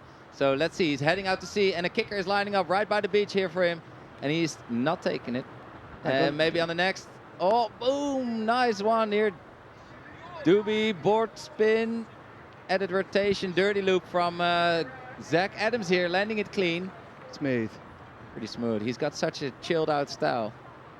He does in every way, but here's Cohen van Dijk. Pops over the first wave. Should have done that yesterday. Here he goes. Left foot connects with one out the back, and not super high, but it's still in control. And I think he's going to be a Ruben. What was that? I've just missed that. That was a Doobie board off and an added rotation on the way down there for Cohen van Dijk. So yeah, he keeps going, landing his tricks, which is very important because if you butt check, they will deduct some points. And if you crash, it doesn't count at all. So Cohen van Dijk has been looking pretty spot on in this heat in order to make it to the finals. Here he goes then, left foot forwards, riding out to the west, southwest direction. Early kicker on the inside. It's a mega loop board spin and through the legs, Ruben. What is that called? No words. No words. It's called the no words. It's called the parenthood risker. And he lands it nicely for Cohen. That's kind of a signature thing for him, but that indicates to me it's not nuking anymore that he's performed that move. Yeah, I might have to have a word with him afterwards. We. Why? Why? Chucking your board between your legs. I mean, come on, mate. Come on, mate. You did explain the Whoppo. It is Big C, bro. We want to see power. We want to see extremity. Throwing your board between your legs. Okay, it's fun and games, but it's not extreme. It's not what Cohen van Dijk can really show us. So I hope he is saving some epic tricks coming up. Yeah. And Zach Adams looking fully in control here and also putting on that board right before the landing always comes in handy. Yeah, it does. It does come in handy. Well, we couldn't take him off back then, could we? So just had to take it all the way. But anyway, Zach Adams looking like he's got the answers at the moment because they will have his trick score come on here for the second one. But he doesn't look like he's in trouble, just being a bit more patient. But Cohen van Dijk at the moment out in the lead. But I think when all these three trick scores come in, that might change. But Zach Adams at the moment, 2 tricks. 3 for Cohen van Dijk. It's way too chilled in here, guys. What's going on? It's really relaxed. Yeah, I feel like everybody's relaxed. The guys are riding relaxed. The semifinals are relaxed. The people back home, they're chilling on their couch. Everybody's enjoying. Like, okay, the finals are coming up. No big deal. But here is Cohen van Dijk turning it up a notch with a kite loop. Board off from the fin. Nice. Oh, nice. And the crowd love it because he's right there by the spectators coming in right foot forward with a bit more of a football stadium atmosphere here, Lewis. I love, yeah, it is. It's they're just finishing work now. Local time is 5 o'clock. They finish about 3 here, don't they? Start early as meanwhile, double back roll. Board off. I think that was a board spin perhaps as well for Cohen van Dijk, who starts to go up a gear here now, looking to get to his first ever podium at Red Bull King of the Air. He's been to plenty of other podiums. Back over we go with a dirty loop for Zach Adams. It looked like front rolls. And a rewind, Ruben. I think it was a rewind. I would love to see a replay on that. Oh, but he's stuck it. He needed that. He needed that. He needed that. So, wow, Sean, just over 5 minutes left in this. Again, a reminder, please keep spreading it on hashtag Red Bull King of the Air. I'd love to hear from you at, what is it, 2025. It is finals day here at the Red Bull King of the Air. Once again, a reminder, I'm Colin Heckert, in the booth with me, Lewis Crathen, Ruben Lenton. Lewis, on the water, what was your experience with the wind on the water? The actual punchiness? Well, when I was first out there, the 8 meter felt really good. It's very cold there today, so that's right. really good for big air kiteboarding. You want that density. You want no more density. The warm air, it's not, the density isn't the same, so it's warm. You don't jump as high like those places like Brazil. Fluffy wind in Brazil. Cold wind. You want the fluffy warm wind when you're practicing maybe, but when you really want super boosting jumps. On the inside though, back to the action. Zach Adams going Doobie loop, double board spin here, and a flip. Oh, this guy. Oh, yeah. Wicked. Ruben, I have to ask you a question. Dutchman in the final, would you bet on it? All right, 15 rand. all in, mate. You think it's going to be there? He's throwing all his cards out. Cohen is going to do it. I think so. Cohen is hungry, as he's punching his ticket into this year's events by finishing second at the Red Bull qualifier in Tarifa, as well as a third-place podium finish at the Mega Loop event. So again, a lot of good stats in his favor, a lot of experience in his favor heading into this event, boys. Stat attack. But will he also throw in some handle passes? Like, the wind isn't super strong, so this is a great moment to bring in some handle passes in the mix. Preferably some massive back roll kite loop. And then into a 360 handle pass. That will be fantastic. What is interesting to note is that Cohen van Dijk is only one of 4 riders who have ever done the Mega Loop KGB. Wow, okay. One of 4 riders. It was Aaron, it was Edgar Ulrich, Liam Whaley, and Cohen van Dijk. Aussie. Only one of 4. He crashed. Aussie's done it, I think. He crashed it. Oh, here he goes. I thought he was going to unhook, but he goes for a tornado dirty loop. Ah, no. Didn't feel it. He didn't feel that, Ruben. No. So he's just in that part of the heat now where he's thinking, I'm in a good. This is going to be a dangerous place where you know you're up, but you're kind of thinking, what can I do to edge it out? You kind of be impatient for the waves. I felt like the last time he went out to sea, he chose not to jump, and that might have been the unhooked one, Ruben. I think he does left foot forwards. Yeah, the scores on the top of your screen are very close. But then you see the overall impression score that can throw something in the mix. So let's see what it does for Zach Adams if he can nail some more tricks in these remaining 2 minutes and 44 seconds. So it looks like they're both going to come. Cool, that's a bit of a block out there from Zach Adams. Can't do anything there. Can Koan Van Dijk as right foot forwards coming into the box now. Maybe going to trick. Doesn't look like it. Remember, everyone at home, they have to show who is the most complete rider, and that involves coming into the beach and jumping, which is hard off the flat water, and going out to sea. So Koan looked like he was going to go for something there. Well, could it have been the unhooked? Oh, No. it's again the tornado board off, dirty loop to the beach and landing it clean again. Oh, taking some risk there. Smooth. And here's a dirty loop from Zach Adams with 2 backward rotations and a board spin. Looking really comfortable. Are we going to see Zach Adams throw out that Zach attack that he did against Andrea Principi, dethroning the current king, paving the way for a new king to be crowned here? Is Lorenzo going to get his second crown, or are we going to see a first at the King of the Air? So exciting, exhilarating scenes with just under 2 minutes left in this heat, Lewis. What are you seeing there in front of you? It's so close with the top 3 tricks, as we're going to see a replay here of Zach with a dirty loop into multiple back rolls and a board spin as well. But it's so close, they must both be starting to think, what can I do in variation? He's 3-2 up, Koan Van Dijk, over Zach Adams there. Yeah. But that's not the full picture, because they will be judged on sort of their style, execution and landing. But you'd think Koan is sneaking that right now, but this is too close. This is half a point separating them. I think both of these riders have got to pull out something special. For Koan, that's going to be unhooked. Wow, here goes Zach Adams with some great amplitude on this jump. A quadruple back roll. Oh, he's got it back. He's been slammed out. Fortunately, slammed hard. Ruben, it looks like the landing, it's as if the wind is just dropping them just a hair quicker than what they're expecting to. 100%. The wind is not as strong as the riders were hoping for, and yeah, when it's just a little lull, then yeah, you just drop out of the sky a bit quicker. But here, Koan Van Dijk seems to be getting caught early on. He's working the inside at the moment. That's a great landing, because he's bought himself enough time to go for the unhook now. One must feel now that Zach Adams needs the Zach attack. He just pulled out the donkey dick. He just pulled out the donkey dick. That looks like he's going to go for an unhook move. What a spot, Colin. Come on. The donkey dick is that stick that keeps your chicken loop into your harness, so it cannot get out of your hook by accident. So the donkey dick is allowing Koan Van Dijk now to unhook fully onto his arm strength and perform handle passes. So basically that just keeps your loop, your chicken loop, in while you're riding, so it doesn't come out. That was a great spot there. Here we go. This is a tense moment. Will he find the perfect place to take off? He's going to go for the kite loop handle pass. Let's go. Koan, you go. Oh, no. He needs it. Let's go back to Koan. Come on. What a landing from Zach Adams. He didn't find it. He did unhook, but he missed it. Not getting what he needed to. But at least the prediction was right as far as the unhook is concerned. But this is going to go down to the wire. Woo! Wow. What a semi-final here for Zach Adams and Koan Van Dijk. Put your hands together, ladies and gentlemen. This is what big air kiteboarding is all about. Here Zach Adams goes for that massive back roll. Double board flip. Oh, it looks like he did land it.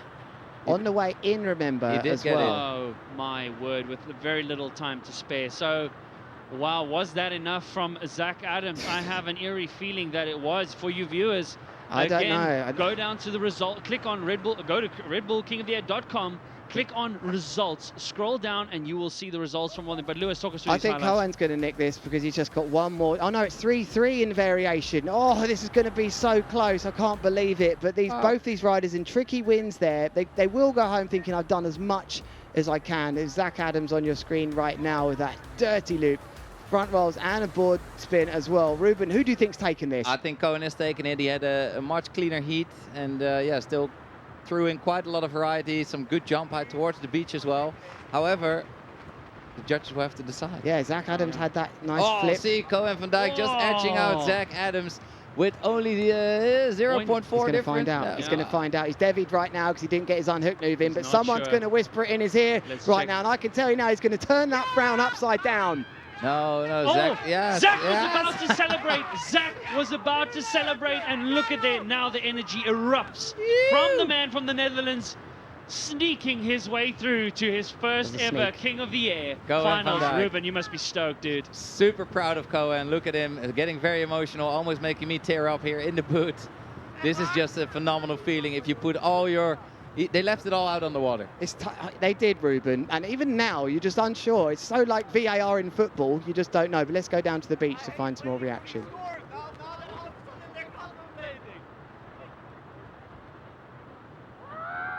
Cohen. Do we have confirmation Cohen have won this heat?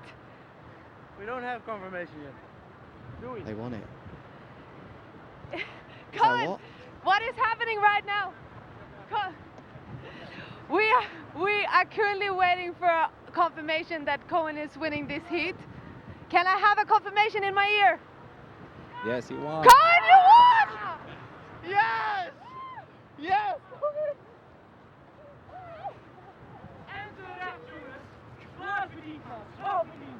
En nu dan toch maken, ja? Kom maar. That was an absolutely awful moment. What are you feeling right now? You made it to your first final? First final of King of the Air. I'm beyond stoked. I'm gonna wipe my tears right now, and I'm gonna go for that first place on that podium. I'm just gonna give everything, just like I did now. Focus on the variety and give it everything. I saw you being quite emotional. It's so magical to see. What? Let's see these boys. Oh.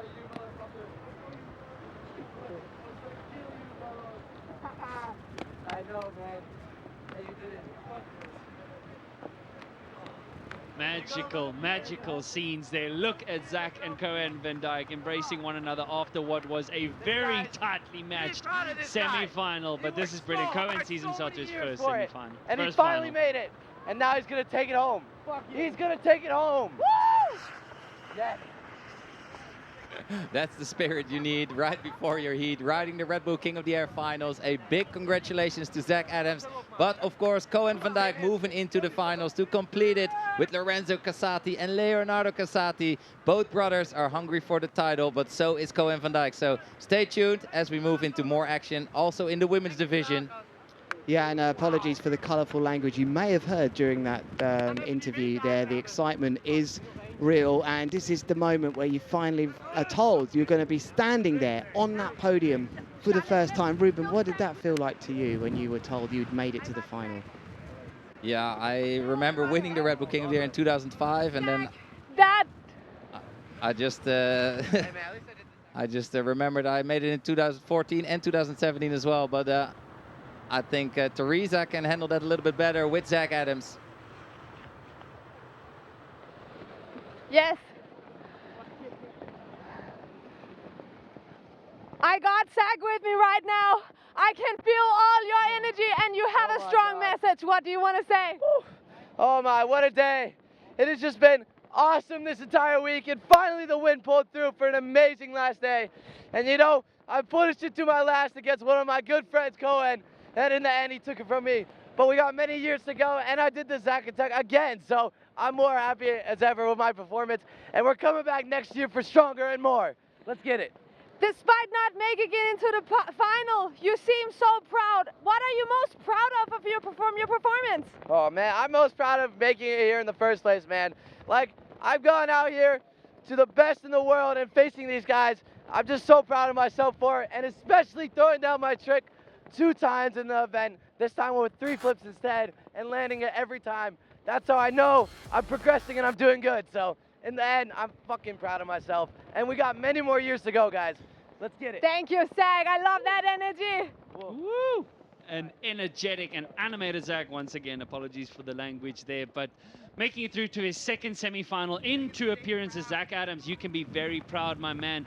But now, moving on to the women's final. What a matchup we have in store for us. From the left, Ruben, take it away. Wowie, wowie, wow. This is Lana Herman's debut in the Red Bull King of the Air, and she has been taking everybody by storm because she progressed straight into the final and showed us some epic moves. So taking on Natalie Lambrecht and Zara Hugenrath. This is going to be absolutely incredible. Francesca Maney from the UK is unfortunately already out, so she cannot defend her title. So we are looking at a potential new winner here for the women's division. It's a sad day back at home in the UK, but we've got a lot of hope ahead of us. But you're right, Ruben. It will be a new winner in the women's division at the Red Bull King of the Air. I wonder, is this Natalie Lambrecht's moment? She's waited so long. She's been up at the top of the game for a long time. Could it be Lana Herman bursting onto the scene here with that incredible first heat after hardly competing, if at all, this year? You know, who's it going to be, or will it be the experience of the Big Air World Champion, Zara Hugenrad, former Big Air World Champion? What is she going to do? Green flag here for a 15-minute final here. Lana Herman straight on the buzzer. Boom! Oh, this is it. What an opening move there. The 2025 women's final. We are underway. Plenty of wind rolling in here at Kite Beach in the mother city of Cape Town. Again, a warm and windy welcome to all of you from around the globe.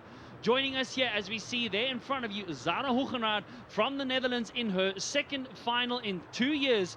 But there are two new finalists, as you said, Lewis. This could be Natalie's here. Lana having a great round one in her rookie debut here at the King of the Air. So mouth-watering actions as we see arguably the top three women riders around the world taking it together into a 15-minute final. Interesting shot there. So all three riders of Lana just downwind, of course, because she's actually performed a move. But that's not a bad place to be. She's in the block zone right now, and she's kind of like right in the middle of the competition zone, getting all eyes on her. But she's going to go into the lead here. She took that first kick, getting a 6.68. That's a great start from the debutante. Very, very nice move there, of course, straight out of the gate for Lana Herman. She seems to be very confident, and she has her eyes on the prize. So will Natalie Lambrecht or Zara Hugenrad be able to stop her? Turning round, not feeling it again. So it is Haarlem versus Core versus North here as well. In this final of the women's, a big hello to you. If you are joining us from around the world, you have missed some semis action, but what a moment to join us in Cape Town, South Africa, the mother city, the home of big air kiteboarding. 5 o'clock local time, 5:08. The crowds are packed, and it's, whoa, look at that commitment. Very early kite loop down there with a boogie loop, I think that was, from Natalie Lambrecht to get her on the scoreboard. Correct. Some nice height and speed there by Natalie Lambrecht, who was going for that boogie loop, that front roll kite loop. Oh, not, or Zara over rotating that kite a bit. She freaks me out with that move a little bit, but it looks like she came down softly.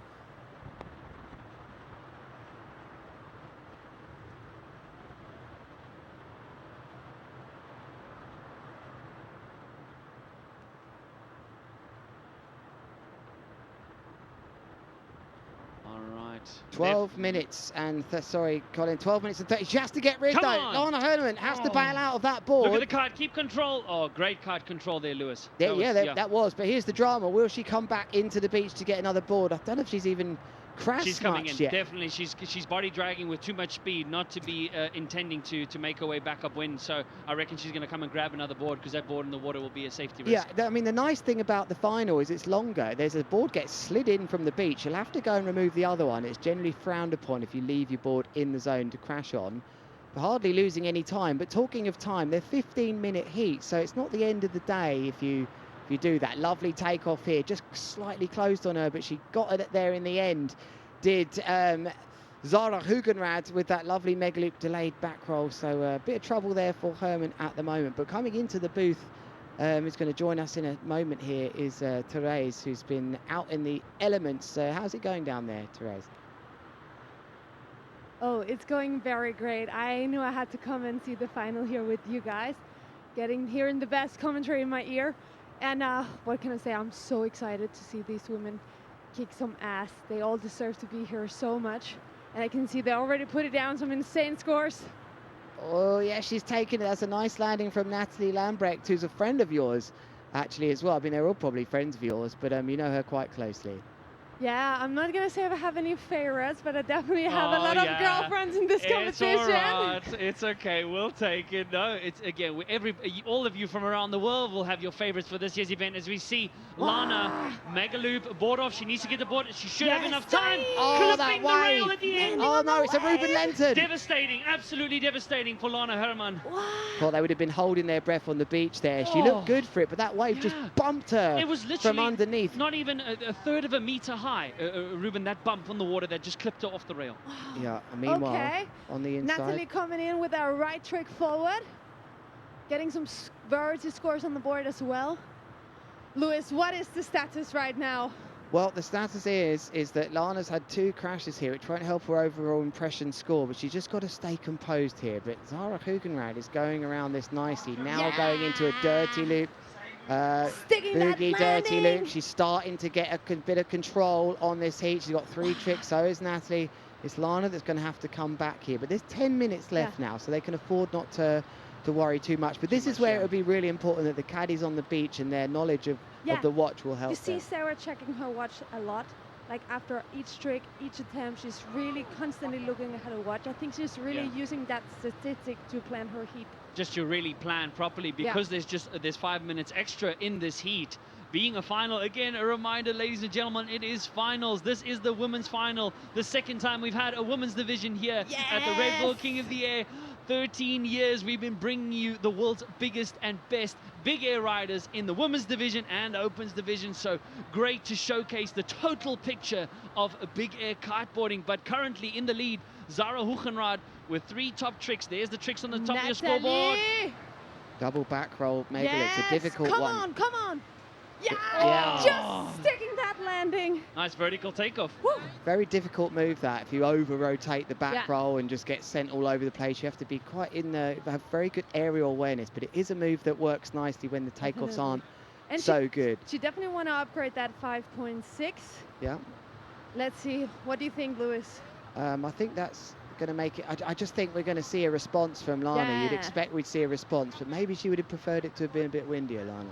It seems like it, because Lana is really, she knows she wants the strong wind, and Sarah as well. And she was using that on day 1. Yeah, Lana was really capitalizing on it. So you kind of got a feel for her style of riding on day 1, which is a very overall complete performance. Aggressive. Yeah, very aggressive, and just kind of wanting that extra bit of yank in the loop, especially. But there's a great shot of Lana Herman after 8 months out of due to injury this year. And as we said on day 1, what injury?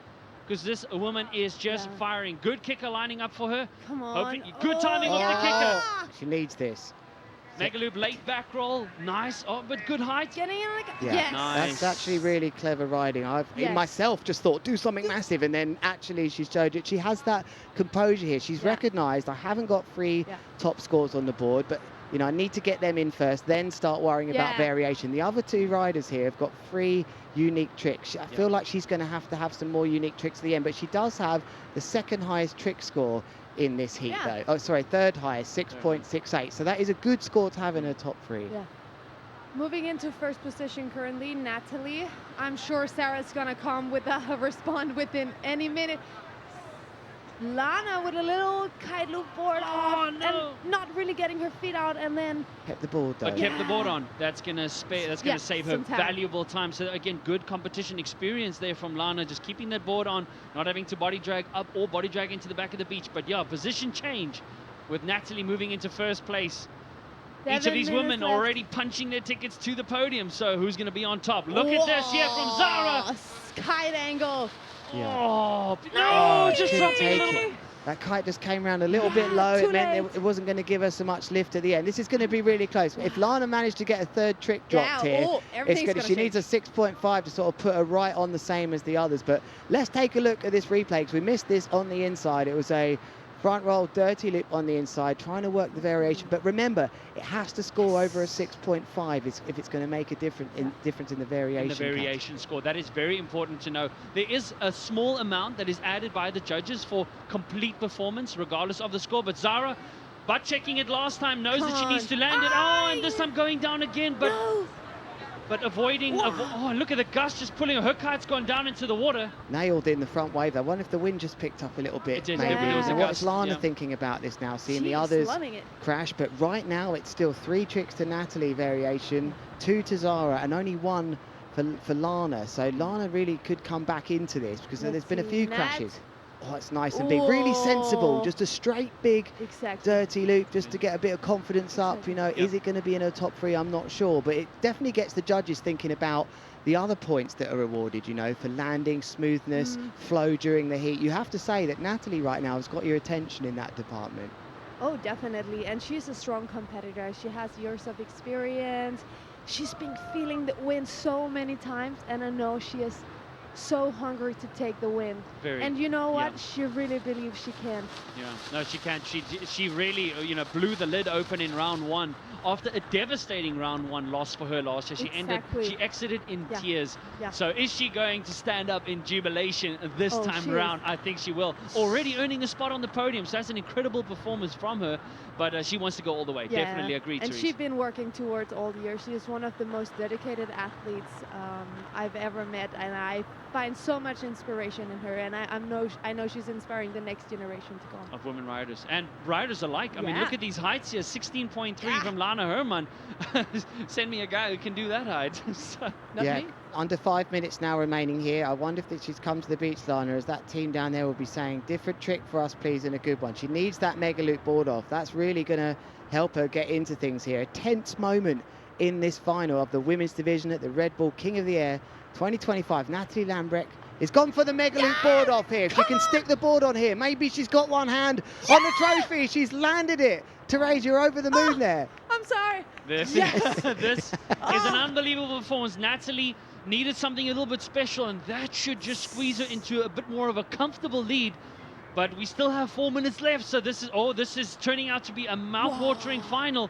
We've gone from 24 riders down to 6, 11 countries down to 4. This is finals day, and these women are showing us just exactly why they've earned their spot at the biggest arena of a big air kiteboarding. But what a move there from Natalie, just to make it for more comfortable. Lewis, what have you got for us? It's actually a repeat, but it's a better move than the third trick that she So it'll performed, add which to was her top 3 tricks. Yeah, it will do, but it is a repeat of a move, so it's not going to give her another point in variation, as I've just missed that from Zara. No, But it was you a feel failed now trick that Lana is going to come in. Yeah. Maybe on the beach they could say, do a variation move which hasn't got so much risk if you can, then save the mega loop board off. But I think she's just going to send it. But the waves are not lining up here.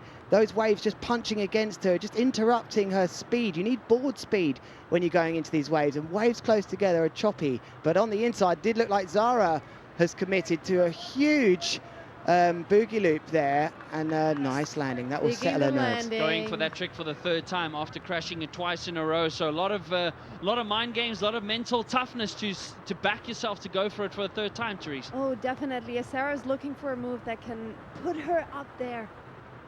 Let's see, Lana as well, searching for that kicker. She's been turning around a couple of times. I think she knows she has to go for one good and not just any trick, to really win. She could easily get into first here, though, if she had a big boomer. She's just got to have a nice big... Oh, now it's gone up a little bit now. That score's coming in from Natalie. So the trick needed for second is 6.79 for Lana. So she's really got to get that mega loop board off in at some point. But it definitely does also look like there's a bit of a drop in the Gus right now. But we did see that in one of our previous semi-finals where it started off strong, dropped a little bit during the heat, and then the wind increased again in the same heat. So it shows you in the space of a couple minutes, these riders have to negotiate variations in wind strength. But there's a great shot.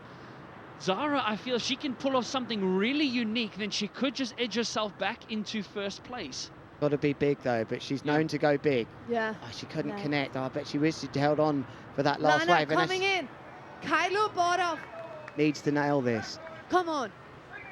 And she sticks it. It's going to change things. Now can she get another move in different variation to really put it on the judges now? Because there's not going to be much between these women. There'll be less than 2 points between them all for sure when that 3rd score drops. With less than 2 minutes left here in the women's final. Wow. There we go, Zara sorting her hair out just to get a clear view all the way straight through to Robben Island. There's another shot. Oh, failed trick attempt, unfortunately, there from Natalie. But still, she's in a comfortable first place. She'll be edging out. Oh, but the clock is ticking, though. It's winding down faster. Every time I look at it, it feels like the seconds are just increasing incrementally. These women are so close in the scores.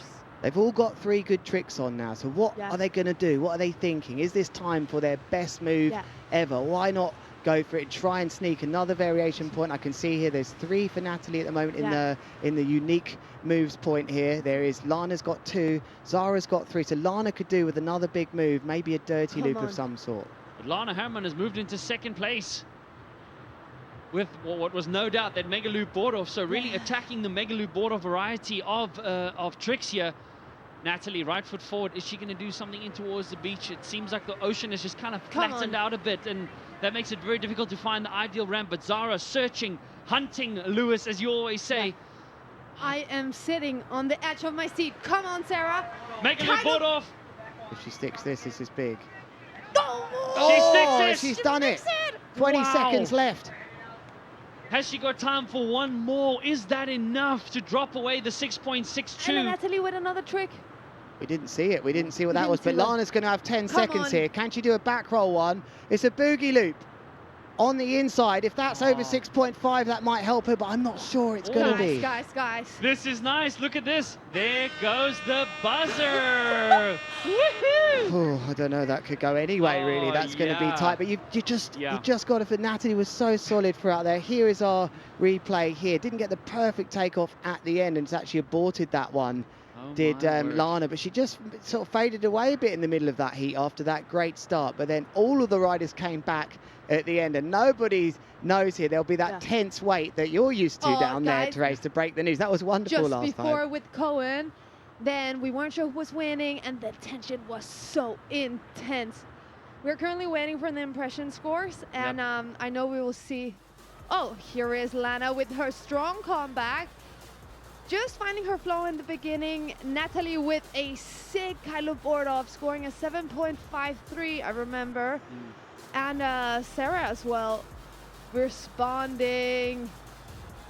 Yeah, nicely. That was a tough one because she was just on the inside. That wave nearly broke against her, but it was Natalie Lambrecht. That dirty loop alone was a belter looking at that now. Will that stay in the judge's mind? Then we saw this clean mega loop board off. The more you see of Natalie, the more you feel that she had the cleaner flow and style. And that is definitely, she's going to tidy up those points.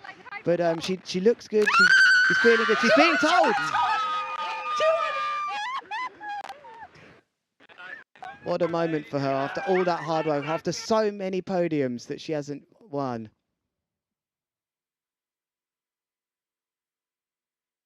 Well, it looks like they've caned the camera. The emotion's so high down there. There's just so the cameras have just been. There's so much reaction down there. So much emotion there that it's interfering technologically. But what the moment confirmation from Natalie. Yeah, let's keep an eye. I am crying right now. I'm holding back my tears not to sound so cranky, but oh my God, she's there with Sarah, with her sister, with everyone. Oh. This is raw emotion there in front of you as we have just finished. What a raw emotion here. Congratulations, Natalie Lambrecht. What an incredible, incredible performance. You finally sealed the deal on that. Congratulations. All that hard work pays off. How do you feel right now? Let the emotions fly, but the happiness above all. I'm shaking like of happiness. I can't believe I did it. Like, I didn't crash once.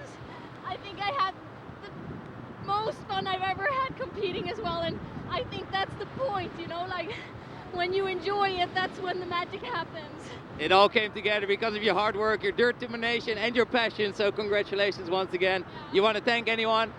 Everyone, my sister, my friends, my family, North, Mystic, everyone. Mother Nature and you guys at home, so the action will continue. Who do you cheer for in the final? I don't know who's in the men's final. It is Lorenzo, Leonardo, and Cohen. Cohen! I think that's a clear answer. Let's move into the action, but once again, congratulations. Much love, babe.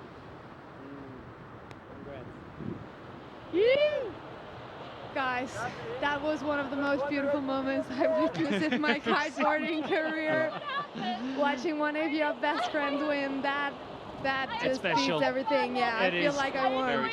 Yeah, there's iconic moments in kiteboarding, and if anybody deserved this more, it has to be Natalie. You have to remind everybody, she's been so close to the top of podiums for so many years, so many injuries. She is such a good example of staying positive and hard work, and I bet the family watching wherever they are so proud. What a wonderful moment. Yeah, I know that Susanna and Christoph are glued to the screen right now, and they're probably in full tears like I am, because this moment is what she's been working towards her entire career. And specifically this year with small injuries, she made a big commitment to change to big air, and I think that made and it was looking at the scores here as well. I've just had a quick glance and it was close, you know, 26.92 here to 26.37. Zara really did push her, but it was definitely the variety score. She got 3 points.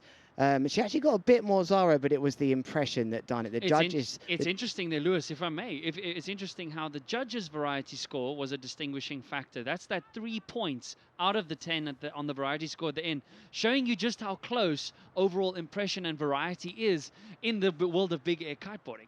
Yeah, I mean, you can't get a closer final, but it's gone Natalie's way this time, which you can have your favourite trades as long as you're not judging. No, I'm incredibly proud of those 3 finalists as well. Shout out to Lana, who is our rookie. What an incredible performance. And First Sarah ever. as well. Yeah, but anyway, now after all of that intense action, we have to go to the final. It is Lorenzo Casati, Leonardo Casati, 2 brothers in the final, unbelievable, and Koan van Dijk, who will all go for the crown at this year's Red Bull King of the Air 2025. Can you contain yourself, Colin? No, I can't. It's absolutely electric here. We've seen an electric final from the women's division, and now we're heading into a hyped-up electric final with 2 new finalists, and one of them a rookie, and in this year's Red Bull King of the Air again. So strap in, ladies and gentlemen. This is what you've all been waiting for. Day 3, we've gone to 3 days of big air kiteboarding to bring you the penultimate crown in the world of kiteboarding here at Kite Beach in Cape Town. So it's going to be a doozy, as you say, Lewis. Yeah, and Lorenzo Casati, we had those stats earlier. 4 semi-finals, converting all of them now. 100% of the time he gets to the finals, setting a bit of history in the process, but I'm sure he will want more than that. Setting off the buzzers, Koan van Dijk, we've just missed that opening trick. What a start. But we'll bring it to you. And here is, he's won this before, Lorenzo Casati going straight in with inverted front rolls. Oh, on top of the wave as well. He's claiming it on the way down. He's saying, I'm here, I'm hungry for a second crown. Lewis, statistically, it does seem that the odds are in the favor of Lorenzo, but it's never over after 15 minutes. It's a 15-minute heat. It's anybody's game of the way these 3 guys have been performing. Yeah, and it's hard to tell them apart here as well, as we see a mega loop delayed. Back row into 2 rotations. I think there was a board spin in there as well from Leo, who, for me, I can tell he's got the black rash vest. Very easy to see who Koan van Dijk is. He's got the black Kite North versus Haarlem in this final of the Open. Big welcome to you here, 5:30 local time in Cape Town, in the mother city, the home of big air kiteboarding. Where have you been? If you have just tuned in, well, you've made it just in time. Aborts that. Oh, he goes for that one. He goes for it. Very late on the takeoff there by Leonardo. Oh, nice. Oh, it was Lorenzo, the blue and the black vest is skimming us a little bit there, but Lorenzo really capitalizing on that late takeoff there. He must have felt he could make that, you know, like when you go for one of these breaking waves and it gets you, but he's gone straight out to sea, seen something. Look at that reaction from a past champion. He's just powered through that wave, although at that time it got the better of him, but that is reactions from the top rider to just quickly go back out like that. But he did. He wanted to capitalize on that kicker before it broke, so that was good awareness, good situational awareness there from Lorenzo, but not as lucky as his previous takeoff. Ruben, welcome back in the booth, dude. Talk us through this replay. Thank you so much. So a tornado from Koan with a dirty loop towards the beach, right in front of the crowd. See where his hand is there? That's how fast. Oh, he had a bit of a crash there, Ruben, unfortunately. We've missed one there from who was that on the way out? That must have been Leo, but his hand was right up against the middle of the bar with that dirty loop. That's how quick kites loop these days. You don't need your hand on the end of the bar. Yeah, of course, design and development in high-performance kiting gear never stops. And Lorenzo Casati doesn't stop either, by the looks of it. Already ranking into the 20 points. Lorenzo Casati, but there, Koan opting out of that kicker. Wind also playing interesting games with us, but it is still kind of in the earlier parts of the afternoon as far as the wind conditions are concerned. Usually here in Cape Town, around about after 5 o'clock, the wind usually picks up even more, but we've had good wind for much of the day as we see a quick replay here. Oh, nice rodeo there from what looks like Leonardo in the black vest. Board spin on the way down with what looked like a dirty loop. I stand to be corrected on that one, but Better takeoff then from Lorenzo Casati. This looks odds on. I bet he doesn't crash this much. He's happy. Hand goes in the air. Remember, everyone at home, he is in contact with his family on the beach via radio on the back of the helmet. I wonder how they worked that out with two of them in the final. That's an interesting one. Two brothers. Which one do you tell what's a bit like Formula One? Didn't feel the lift on the way up, though, did Leo Casati. It was a bit too poppy on the way up. Maybe the board just slid out from underneath him, so he's going to have to recompose him now, the younger brother of Lorenzo. I mean, I can't believe it. We've got two brothers in the finals. It's crazy. But here is Koen van Dijk looking to repair the damage on that crashed dirty loop with rotations on the inside. And oh no, again, what a Devi. The risk here on the inside, just not getting as much height compared to when you're going out towards the back. Oh, but the man from the Netherlands seeing himself in his first final, Ruben, you'll be stoked to have that. I know we are. He's been hungry for it, hungrier than most. After best performance only on his debut in 2022, making to the semi-finals, and this year stepping it one up. Well, Koen, you could already see his emotions were high, and he's super happy and proud of himself. So he definitely wants to become king. But if you can't beat Lorenzo or Leonardo, then you have to settle for a third place. And I don't think Koen is ready for that. So he's definitely going to give it all he can in this final. If you're wondering what kite size is, I'm pretty sure they're on 9s out there at the moment. It's a nice takeoff with a double back roll, dirty loop, and a board off. Very not going crazy. I think the wind's just had a little lull out there, boys. A lull, yeah. Now you can see it on the water. When you start seeing these clearer patches and not these rough patches, then it indicates it might just be a big dip. But again, the most all-round complete big air rider is what will be crowned in just over 10 minutes. Here we see in the black vest, Leonardo Casati, a reminder at just 16 years of age. Double back loop, board off, dirty loop, board spin on the way down. Landing it nice and cleanly. He needed that, Leonardo. That was good. And they're having to change their styles now because the moves aren't the same when the winds drop. They have to force it more. The kite's looping slower. We saw really a slow kite loop down there, but this looks like a vertical takeoff. This is going to be a high scorer from Koen, who's connected with the perfect wave there, Ruben. Massive doobie board off with 2 added rotations on the way down, and of course including that massive kite loop. Great angle there and great composure for Koen van Dijk. Massive doobie. He needed that. He did that. That was sounds like a plan, mate. It sounds like a plan to win the 2025. Again, guys, this is finals 2025 Red Bull King of the Air finals day.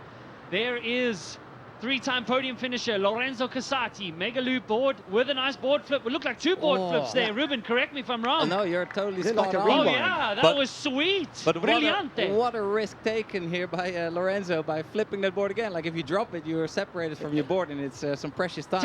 Technical skill, like just a high risk. And look how close he is with his brother now. Well, I'd like to see a replay there. It almost looked to me like it was like a rewind ball flip. I wouldn't be surprised if that was one way and then the other, but it was a bit far away. But here we go. Same direction flip. Okay, it's all about that. Yeah, man. Oh, what a takeoff! Here it is. Massive doobie. Look at this on tornado, board. dirty loop. He needs to land this. If he does, it's going to be comfortable. He will. He does. Brilliante there from the young Italian. Oh, man, that is sensational stuff there. Pazzesco there from Leonardo. Do you reckon they're still in the same room, sharing a bunk bed? I mean, how'd you discuss this it's going to be an awkward night on the table. A night in the bunk beds. How'd you get on today? I just podiumed the King of the Air. Me too. Wait. Nice. Wow. The brothers in the final. They did it. What a great strategy. Pulling away here. They're pulling away. Koen van Dijk needs to get that third trick score down, but he's got 2 decent ones at the moment. 8 minutes and 15 seconds remain, as we see in the background Leo Casati just checking his watch on the inside. Koen van Dijk right foot forwards with a simple mega loop board off. It's not going to score 6.5 or more, which is what he needs if that trick's really worth it. Helps, helps not to crash it. That will stay in the judges' minds, but the riders have got to be clever here. The conditions now are harder to get top scores, so to get that variation score, they've got to decide, is it worth going down that route, or is it worth trying to up some of my big scores? Yeah, 100%. Here goes Koen van Dijk with a massive quadruple back roll board off. Oh, controlling the landing, just tightening up his core there on the landing just to get his body round. Oh, but look at this response. Woohoo! Drone in trouble. Double back roll, maybe triple for Leonardo. Yeah, who's now in the lead? He's now in the lead, boys. Oh, my word. Leonardo Casati. Are we going to see... surely not. Are we going to see the youngest ever rise to the top position? Leonardo Casati taking it down. Maybe his weight adding to his advantage just slightly with the conditions here. We're going to have to rename this Red Bro King of the Air. Red Bro King of the Air. Here's a quick replay. taking his board off on the inverted back roll there, yanking on the front hand, making it a dirty loop. Plenty of time to spare. What experience from a 16-year-old! I know, this is crazy. They're upping it now. And they've got some up their sleeve as well, remember. We know Lorenzo Casati has the ability to land wrapped or blind. And I think these are the perfect conditions, Ruben, to pull that off. But maybe it's a little too early for that. Surely not now with 6.5 minutes remaining. Wow, what a final, bro. You look at these scores coming through, and they are looking to up them in the remaining 6 minutes and 40 seconds. So we are going to see some wild action and some wild variety. Can you imagine what it's like? Bro, how's it going, bro? How you doing over there? Yeah, thousands of people on the beach just trying to huck my most insane tricks right now. How you doing? Hey, let's block him out. Oh, double front rotation inverted there, board off with a dirty loop there from. Oh, he nice. He likes it. Yeah, you can hear the cheers from the crowd on the beach. That was spectacular there from Lorenzo. Tricky sometimes to tell them apart. A reminder, Lorenzo in the blue vest, Leonardo in the black. And we got Cohen here in the yellow jersey about to take off again. What has he got for us? A kite loop, board spin, leg, through the feet. flick. Putting the board through the feet. Is he going to skip? Not super clean. Does take it. He does take it. Bit of individuality in that one. That's his signature one that Ruben, you're not so convinced on just yet, but it keeps his scores ticking because we can see on the scoreboards then is about 1.5 between them all here, which is still close. It's a very close heat, but this for me will be all about who can up it. Cohen needs to go unhooked. Leo, I don't know what he's got up his sleeve, but Lorenzo, I definitely am expecting to see some sort of blind or wrap landing from something. And it looks like Lorenzo definitely has his overall impression score strategy, because his blue line is just on top there, and that score will be added at the end of the heat to the other 3 highest scoring tricks that you see displayed on the screen. And there goes Cohen again with that tornado board off. Nice landing. Towards the beach. Banks. He definitely improved on the last one that he did there. That was excellent work there from the man from Holland in his first ever King of the Air final. We have dropped underneath the 5-minute mark as we see the varieties very close between Leonardo and Lorenzo. But Leonardo looks like he's spotting something, not coming all the way back into the beach, this time heading out left foot forward, but wow. Oh, smooth. Landing it. He liked it. Oh, and his brother responding in the back, but It not affected able. him, it rocked him, but I'm looking detailed into the stats here. I've managed to find a moment. Unbelievably, 6 trick attempts from different categories. Lorenzo Casati is actually smashing the families right now. He's got 4 is the closest, Leonardo Casati, but Lorenzo out the blocks. 1, 2, 3, 4, 5, 6, 7 moves, all over 6.5. He's going to be the one that's leaning towards that score at the moment. He's definitely got some king energy rock and rolling, but also his brother Leonardo Casati. Oh, you got to be kidding me. You can't land that. Wow. Whoa! You got to be kidding me.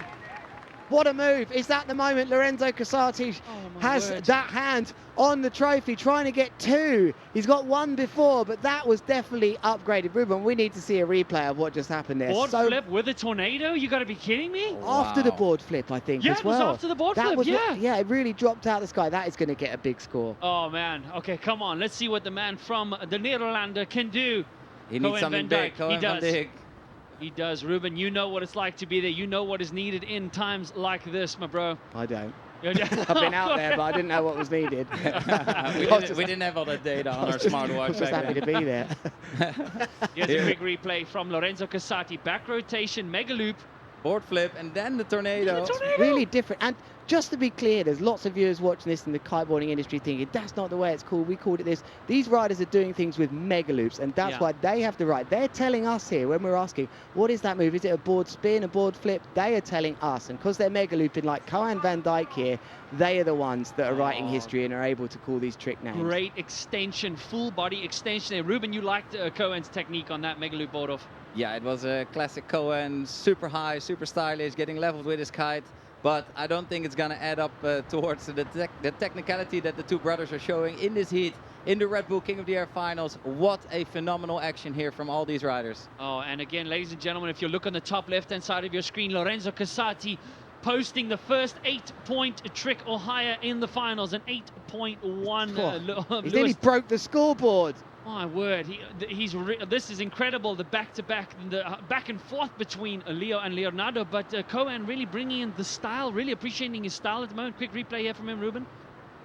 There he goes with a little bit of a airwalk. Walking He on wasn't air. sure about. I think he had something else on his plate there. He was thinking about something else maybe. But time is running out for these riders now. 2 minutes, 5 seconds remaining. Lorenzo Casati in the lead by almost nearly a point, but he's got variation in the back. Also, although it's at 5 actually now for Leonardo Casati. But the big high score for Lorenzo, that 8.10. One thinks it's going to be tough to come back for the others now. Nice back roll, kite loop, board off for Cohen, and another added rotation. Happy on that, but he liked it. He liked it. the scores are definitely pretty tight, but the overall impression score will do the talking in 1 minute and 35 seconds. Wow. Wow, cannot believe it has come down to this. 2 riders seeing themselves in their first ever King of the Air final. Lorenzo has the experience of 4 years in a row being in this position. He knows what it takes, and at the moment, it does look like he's edging it. As you said, Lewis, he's got 6 unique tricks, whereas Leonardo has 5. Cohen has how many, Lewis? 3. He's got 3. Thanks for that, Louis. As we see, great takeoff. Yeah, look at this takeoff. Wow. Off cap. Oh, Tornado. No come way. on. Yes. This is going to be huge. Oh, what a shot. What a shot from the FPV pilot. Even his brother felt it. He liked that one. Absolute belter here from Lorenzo Casati, just showing what he's made of here in the Red Bull King of the Air finals. Yeah, just showing us why he is king. Absolutely phenomenal. Phenomenal scenes here with a huge one from Lorenzo. I got a feeling that is going to drop away his 8.1 and become his highest trick yet with just under 30 seconds left, ladies and gentlemen. 30 seconds. Unhooking. Unhooking. He's gonna make it. He's got the handle pass. What's he gonna do next? Hold it. Jesse Richmond all over again. Go. Oh, he didn't get the downwind. Massive lift. dangle pass. Huge dangle pass that should add to his variety. That might be it for Cohen Van Dijk as we see 10 seconds left. Let's see what else we got. Down to the wire. There in the air is... Wow. No, dropping his board, Leonardo. It's all over, boys. Wow. There goes the buzzer. We did see one other rider flying through the screen. We'll get a replay of that. There was 3 tricks in the space of 15 seconds between these 3 guys. I think heart-stopping action here. I think it has actually broken the score system. I've just got loading in front of me here. So many tricks we saw from Lorenzo Casati. He barely crashed anything. It's going to be hard for me. I can't see anything else there. But those last moves could make a difference. But so many moves. Like, I mean, look, nearly 8 or 9. Ruben, talk us through this one we missed on the replay from Cohen. Another kite loop board off from the fin from Cohen. Someone in the background unhooking there. I bet it was a Casati. No, this was too basic of a move, and I think that secures Cohen in 3rd place. But let's wait for the results. What a phenomenal final here at the Red Bull King of the Air 2025. Wow. Gents, what did we just witness? We already see a lot of energy. I think there's a strong suspicion amongst the crowd that Lorenzo has taken it. And yeah, it does seem so as per the scores and the tricks that we saw throughout. But we will anxiously stand by to give you the result. But you can see that he's looking at the screens, looking at the iPad. Gents, it looks like it was Lewis. It looks like it was his. I mean, you couldn't have had a better heat, really, could he? His brother's done well, but he knows. I think it's being broken to him, and it's been confirmed. We wait till we see that on your screens, but for his sake, I hope it is him. But he does look. What a belter of heat. 1, 2, 3, 4, 5, 6, 7, 8, 9 tricks in a row, all over the baseline 6.5. This could be the highest scoring heat ever. This is unreal. No, but standing by there now on the beach is Teresa, who will break the news. Take it away, Therese. Your 2025 Red Bull King of the Air champion, Lorenzo Casati!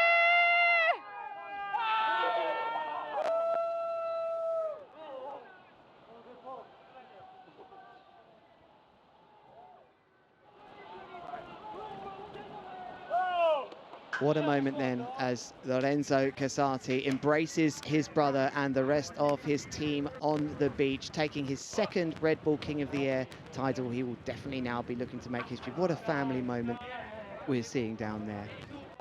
Emotional scenes. Those of you from around the world, take in what you're seeing in front of you as you see a very emotional Lorenzo Casati finishing 2nd place for 2 years in a row behind Andrea. And it's his now, and 34.02 to 31.12, 27.18. Back at home, we've got one name for this. We call this a Harry Kaner. Harry Kaner, but Lewis, let's not take away. Leonardo Casati at just 16 years of age.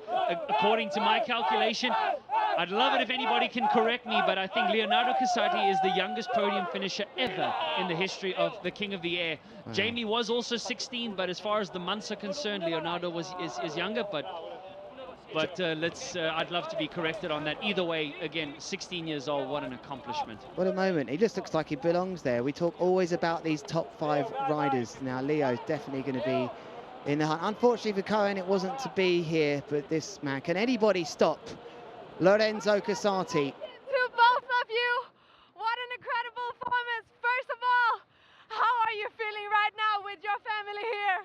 Well, I can't describe it. It's just crazy feeling, you know. This final was amazing, and the best thing, you know, it was to share with my brother and with my father. And I mean, getting back the King of the Air this year was a dream come true. And you know, also win a trilogy, the 3 biggest competition in the year, and we done it, yeah. What does it mean to you to have your brother in your heat and your dad next to you? I mean, amazing, you know. I was seeing he was also for the first part of it in front of me, so you know, I was even more motivated to push, because for sure I could not make it beat me, so I just went full send, and yeah, just so stoked about it, you know. Congratulations, let's celebrate. Yes.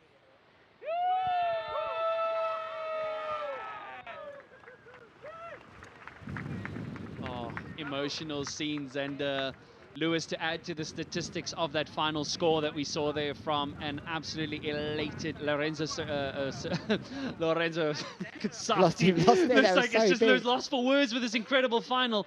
But his overall impression score, 9.78. Interestingly, huge. That equals Liam Whaley's record of 9.78. He has equaled the overall impression score here in the finals. And what does, I mean, I can Look at only those. imagine what this is like. I've got 2 brothers, I bet there's plenty of people watching this who've got brothers or sisters just thinking, what must that be like to stand there, you know, 16 years of your life as well. Remember, Leo's so young. I mean, I can't imagine what that'd be like. They don't even kite surf, my brothers. Imagine sharing this, but here are some of the replays of the heat. Lorenzo Casati just looked like something out of a training day for me. We've just seen him go through this so many times. He had the variation, he had landings, he just straight out the bat. We're counting like 9 or 10 perfect moves here, Colin. Yeah, no, and he did his homework. He did his homework, as was evidenced already from round 1, just racking up the points, all of them above 6.5, maxing out that variety score.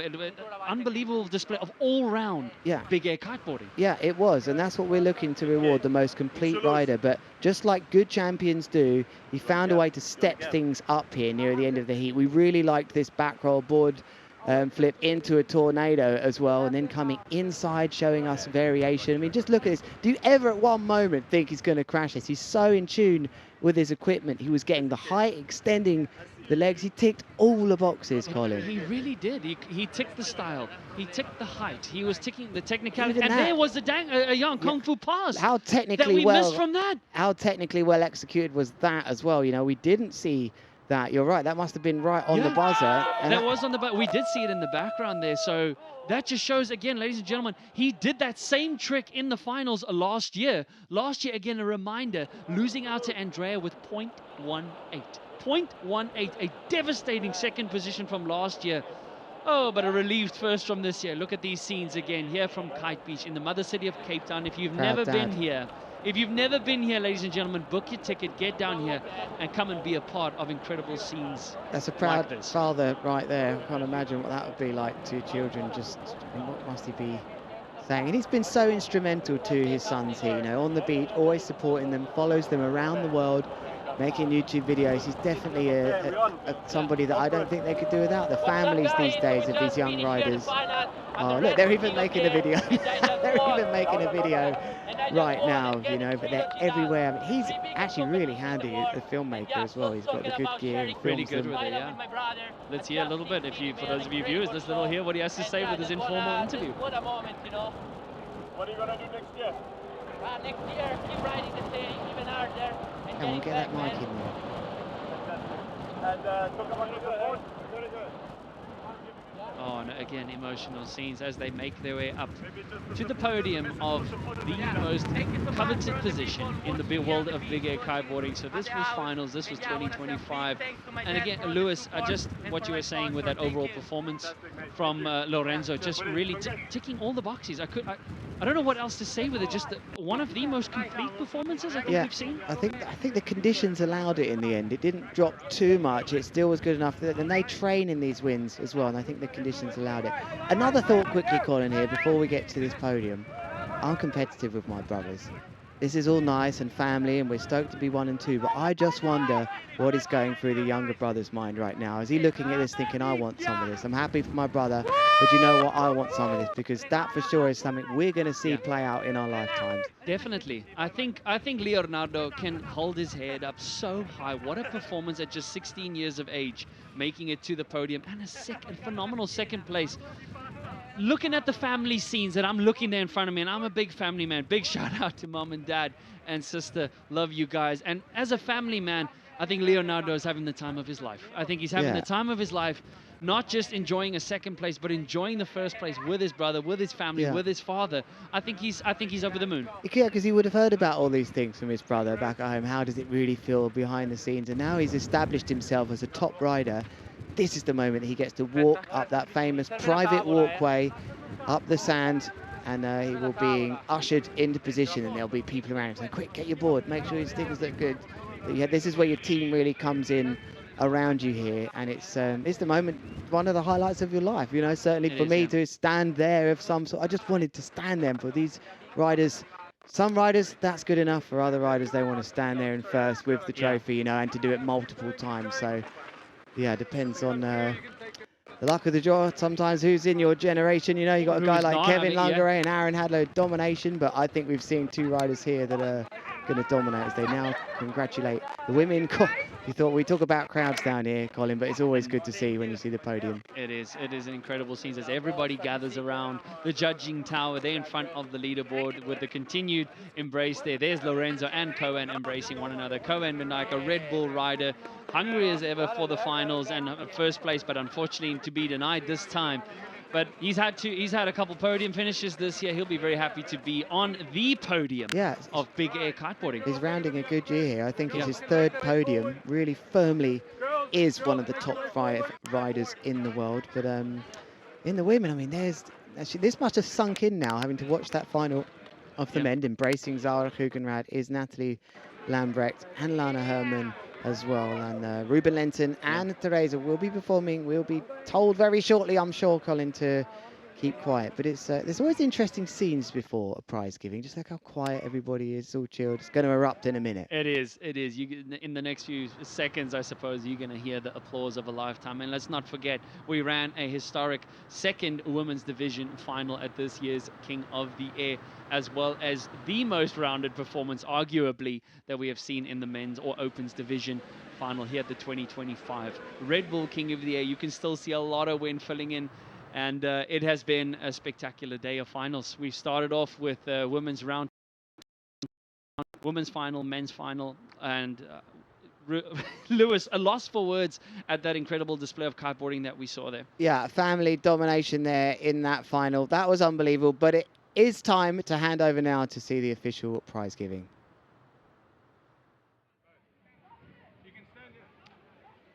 Ladies and gentlemen, thank you so much from the bottom of our hearts for being with us here today in person and of course on the live stream. So give a big round of applause for yourself for bringing the vibe, bringing the energy and supporting these world-class big air superstars. Yee! And of course, a massive shout out to all the athletes that have been performing for us during the Red Bull King of the Air 2025. What a show it was. So thank you all the riders here at the Red Bull King of the Air. Woo! The judges, the organization, the sponsors, of course the local community, and last but not least, Graham riding with us in spirit. Thank you from the bottom of my heart. And without further ado, this is the most prestigious big air kiteboarding event in the world, and the women's division for the 2nd year in a row impressed us big time. So Therese, what have we got? What a historic moment for the second time in a row. Our 2025 Red Bull King of the Year Women's Division. In third place, our rookie from Slovenia, Lana Herman.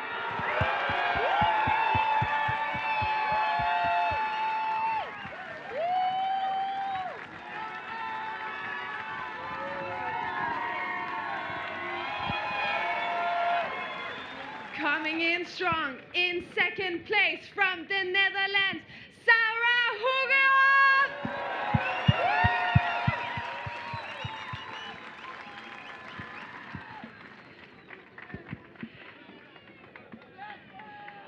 And in first place, our 2025 Red Bull King of the Year Women's Division Champion from Sweden, Natalie Lundgren.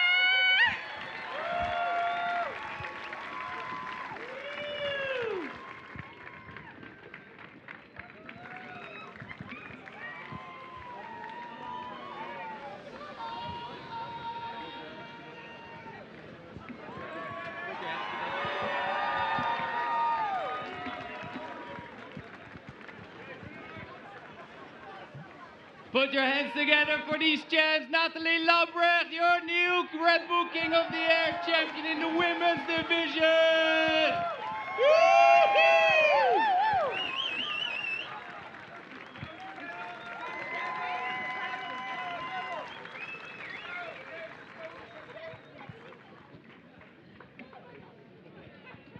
It's champagne time, baby. That's right, champagne time here at the Red Bull King of the Air. Put your hands together for Zara Hogerad, Lana Herman, and Natalie Lambrecht.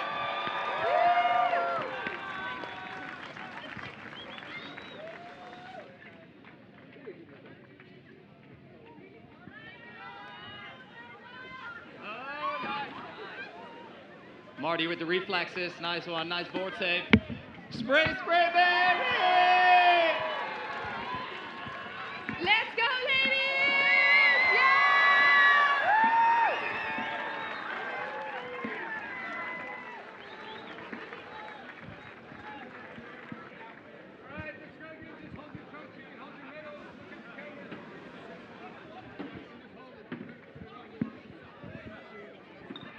Everybody, give it up for your 2025 Red Bull King of the Year winner, Natalie Lambrecht!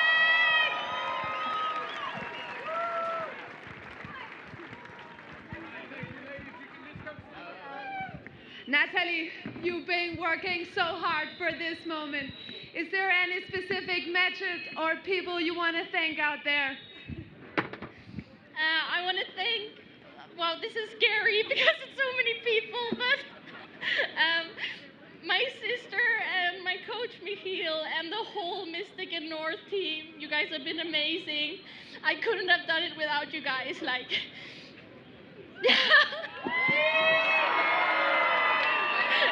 I don't want the mic anymore. Thank you so much.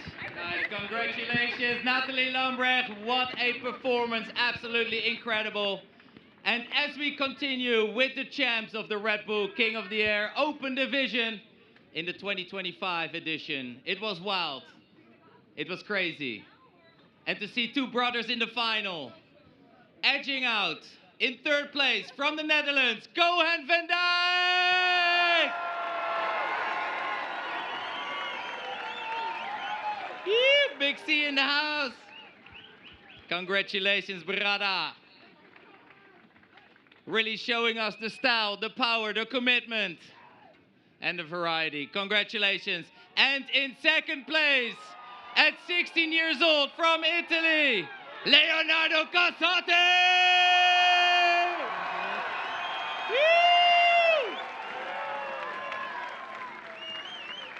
His debut here at the Red Bull King of the Air, ending him in a second place, just below his brother, the current Red Bull King of the Air champion, Lorenzo Casati, baby! Congrats, King!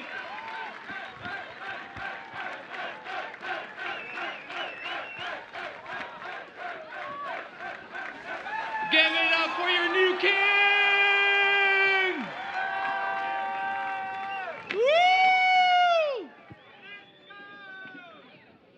Yeah!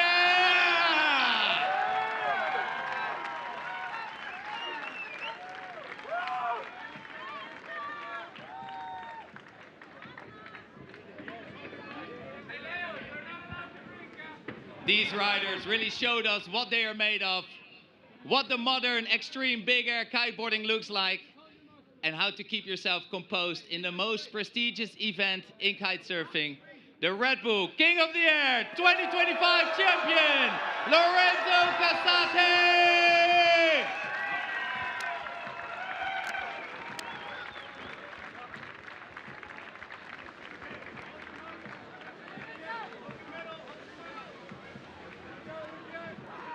Yeah, nice photo moment for these champs. Give it up one more time for the champs.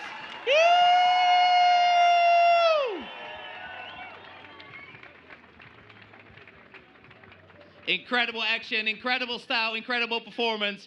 I mean, you look like you are another level. What does this mean to you, this exact title? Wow, I'm without words. First, I want to share this moment with Graham. I know he's up there watching this, and I think he's the best for sure. I want to say congratulations for Koan for such an amazing riding, and congratulations to my brother. He was riding amazing, but sorry, you have to wait till next year.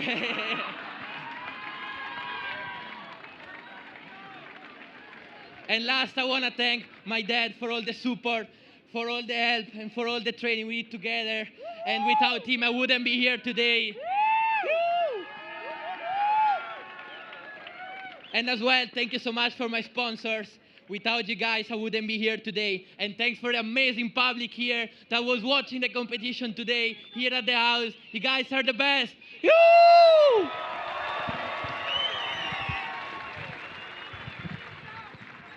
Wow, wow, wow. Thank you for those beautiful words. Like a real champ. One more time. Lorenzo Casati, Leonardo Casati, and Koen van Dijk.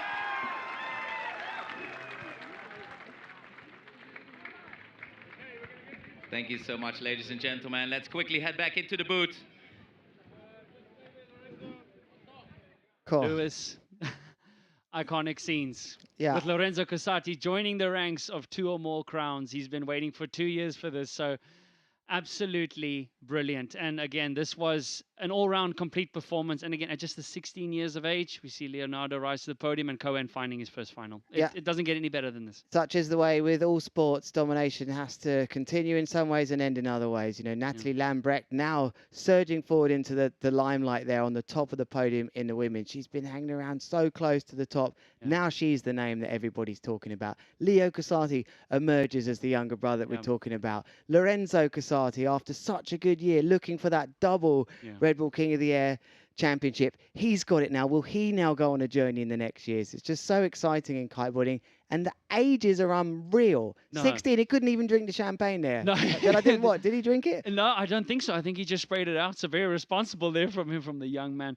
But let's take a quick look, Lewis, at the overall results from the women for this year's King of the Air event. So stay with us as we go through just some results of what has been 3 days of incredible big air kiteboarding. Joint 5th place, Pippa van Ursel, Svenja Zoe Peters, unfortunately, in the first round out 3rd. It was Lana Herman, Francesca Maney, who had to settle for 4th place as Zara booted her out in the semis. But the final finish, Natalie Lambrecht in 1st place, Zara Hugenrad took 2nd, and Lana in her first ever King of the Air women's division finishing 3rd. She'll be happy about that and to have got on the podium. Now we're going to switch over to the men's, the open division here, Colin. This was, again, also the women doing a fantastic job. But here are the results. Let's work it from 4th place down. Zach Adams, Luca Cerruti, Parker Sage earning a well-deserved 4th place. And then moving on down there, Jason van der Spey, very unlucky. He would be bummed about his performance. But Jason Timo Shahar also in a respective 7th place. As we, J-Bo, Jeremy Belanders, we saw devastating scenes there from him, emotional, finishing in 7th. But he will be back. Giel Vlucht also frustrated at the conditions in day number 3. But a good performance there from him. Andrea Principi also in 7th. But let's quickly go back one page as well, just to discuss a little bit more of what was incredible results and performance and upsets that we saw at the 2025 King of the Year. We saw the reigning king from last year knocked out in the dying seconds. But Lewis, back on page number 1, let's talk a little bit further about what we see here. I just want to see it. I just want to take that in. 2 brothers, Casati, 1 and 2. Just look at that right now. That isn't a typo or anything you're seeing right now. It's very difficult. They both start with L, I know, but 2 brothers at the top. We have never seen that, you know. Also the other double on that screen, or the double-double if you like. Great results for the United States of America. They are back, Zach Adams and Parker Sage. The South Africans must be happy as well. Luca Cerruti and Jason Van der Spy in the top 10. No podium for you this time round, Colin, but they, you know, they done pretty well. No, they did. They did. And Luca Cerruti also rewriting the script with his injection of a foil kite there into his round 3, which worked in his favor. So again, it's been a great, I feel that there's been advancements for each of these riders. Each of these riders have advanced in some way, shape or form at this year's event. And that's what it's all about. It's about progressing. Yeah, and I think another real win here for the 2025 edition was that real clarity in the variation score, which has been talked about for so many years. Some events just have one trick. That's all scores. You're just your best trick scores. We here are trying to really give the rider that's the most complete on the water the championship, Exactly. you know. And that's the way it works here. So 3 your best tricks and the variation score. They all know where they stand, as we do when we're watching too. It is, and they'll be taking a good look online to learn from what has been an incredible event here at the 2025 Red Bull King of the Year. Lewis, before we're about to sign off, any last words for the viewers on what has been an historic day? I don't think there's anything more left for me to say. That is, there we go, year number 13, on to the next one, year 14. I mean, can it really get that much better? What an amazing time that was. It was an incredible time. And listen, from myself and Lewis here in the commentary box, I want to thank each and every one of you for joining us at the 13th edition of the Red Bull King of the Air, bringing you the world's biggest and best big air kite surfers. But we invite you now to sit back and relax and enjoy the highlights from the 3 days of incredible big air kiteboarding. And stay tuned online for highlight packages. There's going to be plenty of buzz on the internet, so please soak it in and come and be a part of the world's biggest stage in big air kiteboarding. But from us here in the commentary box, from Ruben and Therese outside, we bid you farewell and we will see you next time. Have a good one. All the best. Bye-bye.